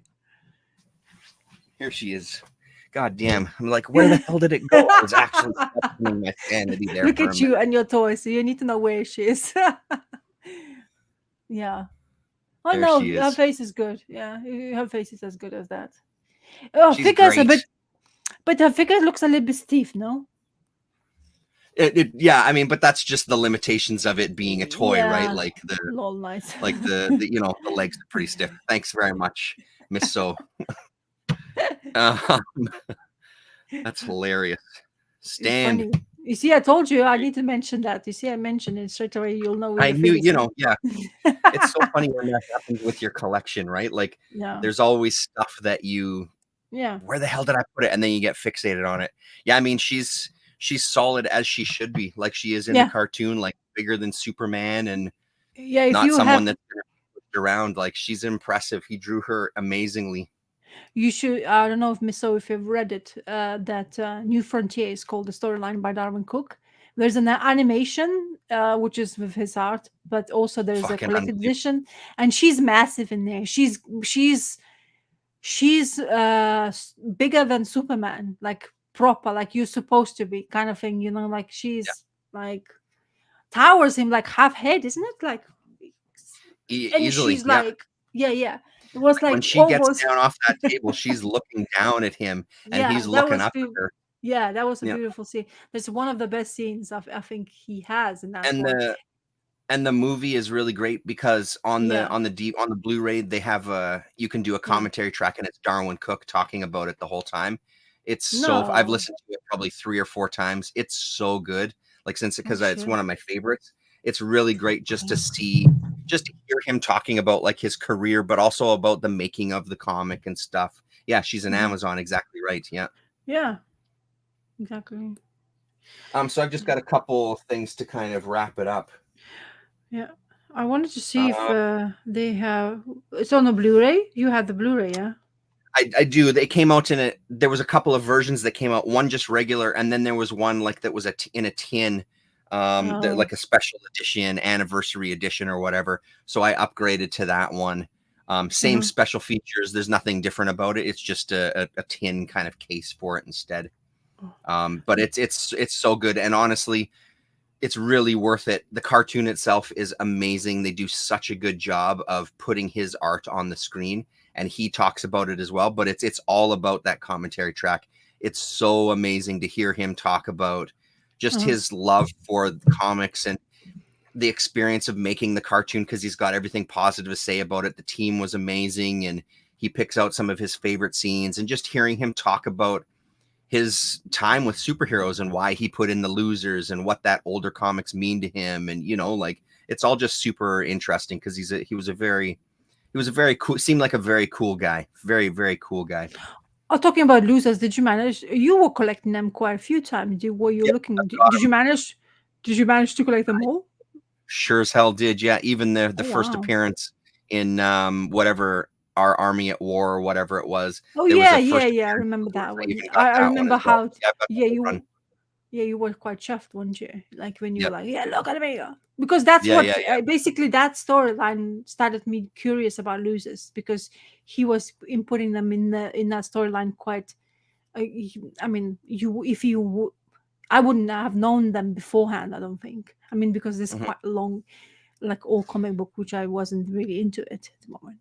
There's some Kirby issues in the loser stuff too. He does Kirby does some art in that as well as Kubert and stuff. So it's a great Yeah. run. And then I've got the black and white, like the showcase, Oh, do which you? collects all the loser stuff as well too. Yeah. So, but this one I got used from somebody locally quite a long time ago. I think we were coming back from camping, and it was on one of the Facebook groups. So before we came home, I stopped at his house to pick it up.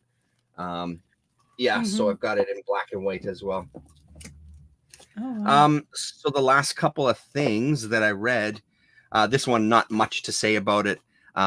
This is the Godzilla War Ooh, for Humanity. wait. It's This one is just a really fun book. The art is amazing. The Mhm. story is pretty good. But man, oh man, do I love this book. It's a total blast because you get things like, because you get Didn't it- pages like this. Mhm.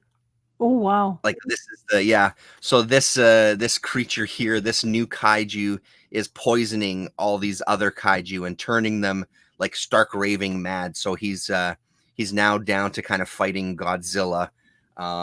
Because Mhm. he's turned a lot of the other monsters. Like, look at these pages, man. It's such a fun, colorful, intense, busy book, you know. Yeah, Mhm. very much recommended. I'm sure that it'll come out in a collected edition when this mini series is over. But I'll show you if there's another page. The guy who wrote this one did Headlopper. Have you read it? I've read some Headlopper. Yes, Andrew McLean. Yeah, I've read some. Yeah. I've got an issue.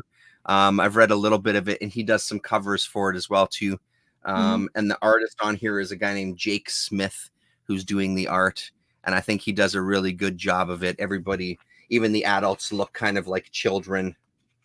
Yeah, it's a blast, man. And there's Godzilla getting attacked by all the monsters, other monsters that have been destroyed. Yeah, the Scarecrow version of kaiju. Yeah, exactly.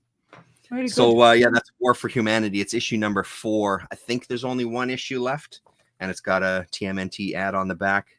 Oh yes, it does. But the one I got today that I read this afternoon, the Oh, there you Sickness go. issue number 4 came out, and Mhm.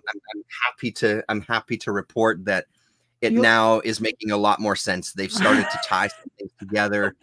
I feel like I've got a better handle on it. I understand it. The only small issue that I have with it, where I don't know if it's going to be a storytelling thing, if this was like an Easter egg, like a clue.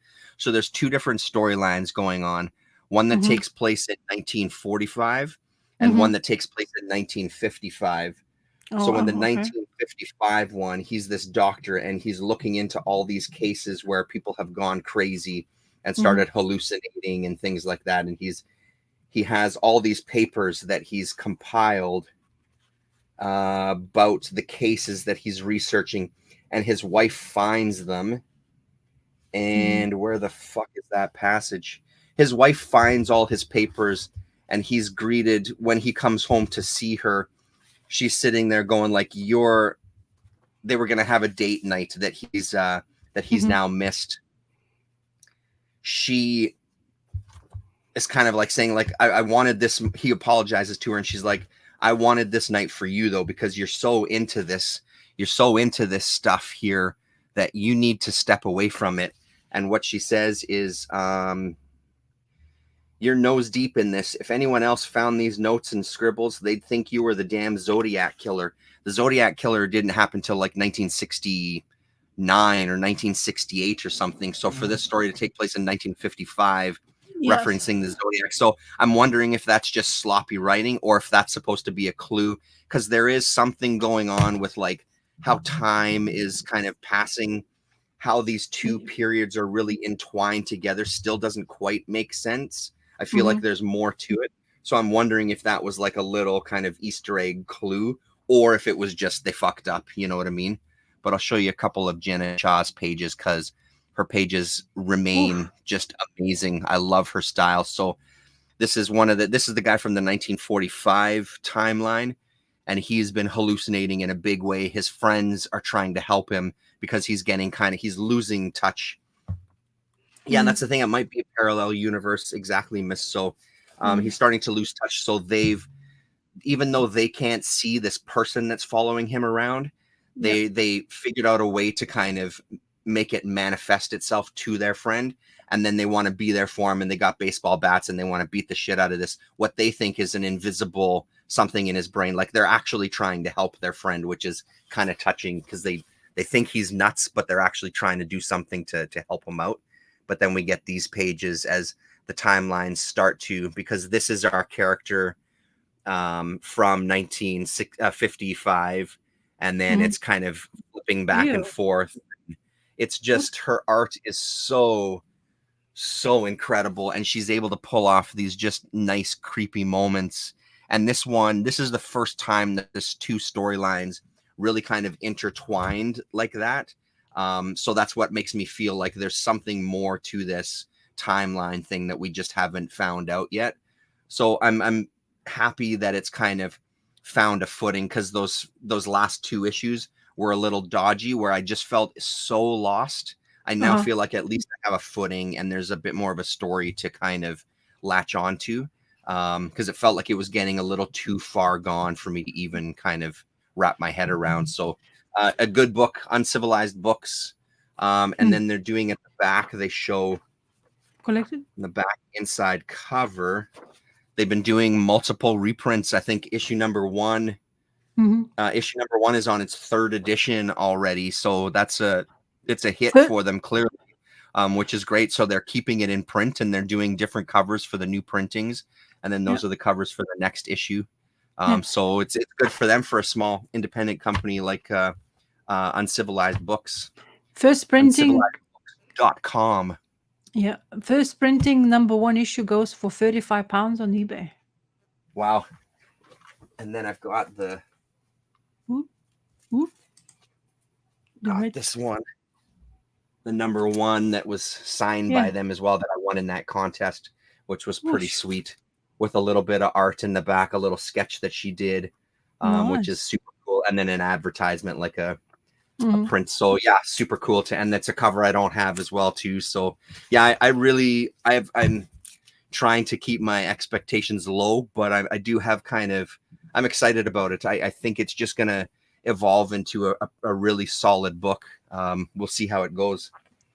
And then last but certainly not least, go ahead. No, I was wondering about that book. So it comes in more regular fashion, that because you can keep up, because it seems to be that today you showed the book beforehand as well. So it means that they not taking as a break as the last time they did, isn't it? They're going to be taking a big break right away. In between issues, like between issue 1 and 2, it was quite a long wait. And in between 3 and 4, it's been quite a long wait. I don't think it was too big of a wait between 2 and 3. So they aren't kind of as regular as I would like, which also makes it tough with the story like this, where it's like, if it's too long, it becomes even more confusing. So I think they were saying they might be taking a break after this issue for quite a long time. I know they recently moved as well too, so I think that that's a part of kind of where these breaks are. But I hope the break isn't too long, because I feel like once you get that momentum built up, it's gonna be tough to bring people back to something like this, because this isn't like a Kaya where you can sit down and within a couple of pages remember where you are. Like, it takes work to kind of and it's pretty dialogue heavy, so it takes a bit of work to kind of get in that mindset. So it's almost one of those books, like, I would always say buy the single issues because I think they're awesome, but it is one of the things of, it's maybe probably better read when it gets collected down the line, where you can sit and actually read the whole thing at your own pace, because I don't think you could read 6 issues back to back. It's just too dense for that. But at least then you'd have the whole story there, and you could tackle it over the course of a week or whatever, right? So yeah. Okay, cool. Go on. And then last but not least, your friend and mine. Oh, Lieutenant come Blueberry. on. Where'd you get that? That's quite difficult to get hold of. They sure as hell are, and I didn't realize how much, because I was looking for books 3 and 4, because I've only got number 1 and 2, and they're almost impossible to find, and they're fucking goddamn expensive. Yeah, these ones are very difficult to. I don't know how you managed to get a hold of this. This is like not These even were at a convention available. a long time ago. Yeah, this is like Go ahead. crazy to get. I mean, I was looking because I knew that there's something missing in my Blueberry craziness. But yeah, Lieutenant Blueberry. Oh, look at that! Oh, you're gonna make me want to go back again. Like, his art at this time is so different, and it really like, there's times in here where it's absolutely him, like some of the faces and stuff. But then you get even things like this. It's like that has looks of Jean Giraud, but it also doesn't. And there's so many times in here where it's like, who is this guy? You know, it's and again, like, I can imagine putting myself in that time period when he started doing the Mobius stuff and making that transition, how jarring it must have been if you were following him as an artist, how jarring it must have been, because it's a pretty big departure These are fun reads, by the way, as you well know. Like, nothing to say Oh here about yes. the stories themselves. They're good, but it's so cool seeing his storytelling, and honestly how dense these pages are too, right? Like, Very much he's so. dealing with a lot of panels per page. He's Yeah. going for what is that? Like, he's going for almost like the 12 panels a page. There's not Yeah. many splash pages or anything going on in here. I If don't you're know. I getting a feel big like panel, it's one like this or something, right? So if you read in interviews with Mobius about Blueberry in generally, he said that this art style was basically an inspiration by other Western American Western artists who he's basically got influenced by, and he yep, decided that it would be better to get the name out, or he basically draw in the style of that than being him who he was as yeah, on right. Mobius. But Totally afterwards, makes sense. when the Mobius, when what he's known for now, with this is simplistic, like relaxed art style, in comparison Yeah. to this one, is completely like two different sides of the coin, completely. But I don't Yeah. think he was, honestly, he was popular from the get-go in France. I think Mhm. his fame was there for a very long time, and Yeah. so his style evolved to a point where, like, what I mean, I love this Blueberry, don't get me wrong, a lot, and I think Yeah, it's me as well. in those first collected editions, his art was even more kind of like what he like really pronounced. This one seems to be very kind of dark printing colors. The way It's really dark. Yeah, it's very yeah, darkly printed. That's why I bumped up the light in here to see if we could yeah. catch a little more. But Even in person, it's pretty dark. I still feel like those first four, five, how many four? Those epic Or editions, four of them, they are fantastic. If you anybody can ever, I honestly so happy now. I thinking or just looking for it, but you never can yeah, find them all. First of all, no. or if you can see some random one, it's crazy what people ask on, especially on onlines and stuff. And I I can't think I believe, got these from a yeah. bin at a comic convention, and it was at the end of the convention, and the guy was selling stuff in the bins on the floor for like a Mhm. couple of bucks a piece. So I think I got them also Yeah, dirt fucking cheap. But I yeah. mean, like, now wanting to finish them off, I'm gonna have to splurge for them eventually. I think it's gonna be, if I do a big purchase this year, this might be the big purchase that I do, like I But did with the then, Scoit stuff at the end of last year. I think it'll be trying to get my hands on the other 2 volumes of this, and they're like the Dargo. These are the Dargo editions, yeah, and yeah. 1977 is when these Uh came huh. out. But Yep. the original French ones were what, 1966, yeah, so 11 years earlier. But these are published in Great Britain, 1977. So Uh-huh. yeah, so they were So fun. this They is were super fun to read again, easy to read. I mean, it is what it is. They yeah, really they're portraying a time in history. So yeah. history isn't kind to the indigenous peoples, and Oh, they fall on some of those things in there. But honestly, it doesn't take me out of it. I still found it really enjoyable to read. I really liked it. I'm gonna keep reading. I'm probably gonna reread all the Blueberry stuff, I think, at this rate, because this has been really fun to read one of those a week, so you're missing or the ones I Lieutenant. have anyway. What's that? So Sorry. you missing Lieutenant ones, or I'm there's missing the more next than 2 Lieutenant ones. Yeah, there's 2 more in this. There's yeah, 4 issues of this, and I'm yeah. missing parts 3 and 4. But And you then, know yeah, there's there's a lot of other shit too. Yeah, I'm sure I'm missing a ton of stuff, but like, of what I have, like, I've got a good run now at this point to kind of continue on. so you think the epic editions are that difficult to get hold of? These ones are even more difficult to get hold of Yeah, because of the pure age of it. But there is yeah. ones which are later stages of Blueberry, which is basically he's aged already. So he's kind of like already gray hair coming out. It's kind of like, Mhm. so those are impossible to get hold of. And they Right. were printed in those hardcover editions, which were Oh yeah. limited edition runs, and you could get Yes. hold of all of it. So that's I all saw one information. of those on eBay actually when I was looking Yeah. for this art. Yeah, So and it was, if I you don't remember the price, but it was fucking outrageous. Yeah. and another thing why they make them even more pricey is it's signed by him, because there was only a I thousand see. limited edition prints, and they Okay. were signed. Wow. So that's why it's Yeah, it's yeah, yeah. important, and they have most of the stuff collected in those when it comes to Blueberry from Mobius. But I never seen Yeah. them in wild at all. I've seen them Yep. pictures only, and I've Yep. maybe saw once some random YouTube video somebody showed in the hardcover. So Mm. yeah, it's like triple dip it or fourth dip it. I would go for it if I would be able to even know what kind of money wise Yeah. we're talking about. But I've never seen it basically, so I don't even Yeah. know in which level it would reach, because I remember just looking for those epic editions, and mine is not really epic. Mine is the Prince of UK versions, which is the Oh yeah. what do they call it? I don't know. What's the Titan. name? Yes, there you go, Titan. So mine is Titan ones, not even epic. Yep. But Yep. still, when I found those, it's like no brainer. I'm still chuffed even thinking about it. Now you just showed me those pages, like, oh my, I want to read it Yeah, again. yeah, yeah. You're gonna Yeah. make me. You're gonna make me read it. Like I read it like what? I don't know how many times now. Not as many I would think I would, because I don't want to spoil it. It's always kind of really refreshing to reread it again, because those Mhm. stories he's younger. He hasn't even He's younger. became. Yeah, he's very young Yeah. in these ones. Yeah, and then he basically in those epic editions, the Blueberry is like flourish storylines. Yeah. Mhm. So it's Well, and that's unique. also what's interesting, seeing him early days, seeing the character Yeah. early days, and knowing kind of what he becomes and how he changes. Like that's also what's exciting about reading a long running series like this, where they actually have the character age, like following him through with their life arc is pretty exciting shit. So yeah, I'm looking forward to sitting and reading them again. I'm gonna just, like I said, try to do like one a week. It's What the really hell? fun.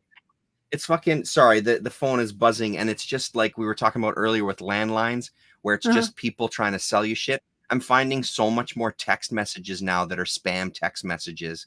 It's Ugh. crazy the amount of numbers I block on like a daily basis. It's at least 2 a day where I'm just blocking, and phone calls, obviously same thing, but that's what this is, another spam.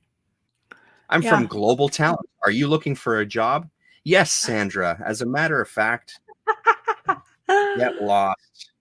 Yeah, the minute you if you I don't even think if you would even reply to one of those, you would be absolutely, your phone would not stop buzzing afterward. That's right. Yeah. That's why I just delete them, get rid of them, Well, block the number. yeah. So I mean, I'm saying, like, if you want to read some, if you're in the mood to read some Blueberry, we could do a Blueberry. We Okay, could have let's a do it. weekly Yeah, Blueberry let's do it. session as Let's part of do our Sunday chat. one well, but let's do the I'll first. send you the photo of the first one I have, like after this one here. I'll send you a Yes. pic. Yes, and then tell me which one I have to go for. So yeah, definitely Okay. go on. Yeah, that Yeah, will cool. be good rereading thing. Yeah, for sure. Yeah. Okay, I'm about to fall asleep. It seems to be. But anyway, Okay. so I have to, let's say goodbye. Thank you, people. Oh my God, 2 Goodbye. hours and more than 2 hours chat. Not bad for a couple of issues reading. Yep. So nice seeing you, to Misso and Paolo Yep. Costa and Donald and Jackie, and Misso is doing the writing, which is great for us. Yep. And then we see. Hope next week should be okay. Is it? No, next week is not okay for me. We've got Lily's birthday party, because her birthday's in November. We do a friend birthday party, so we're taking out like a whole bunch of kids, and then they're coming over here. So there's next Sunday I won't be able to. It'll have to be the Sunday afterwards, or maybe we could do like a Saturday or something instead. But we'll If talk you online. if you're okay with that, yeah, just give me a shout. Okay. Anyways, sure. people, thank you, and hopefully we'll see again. Bye. Later. Ooh.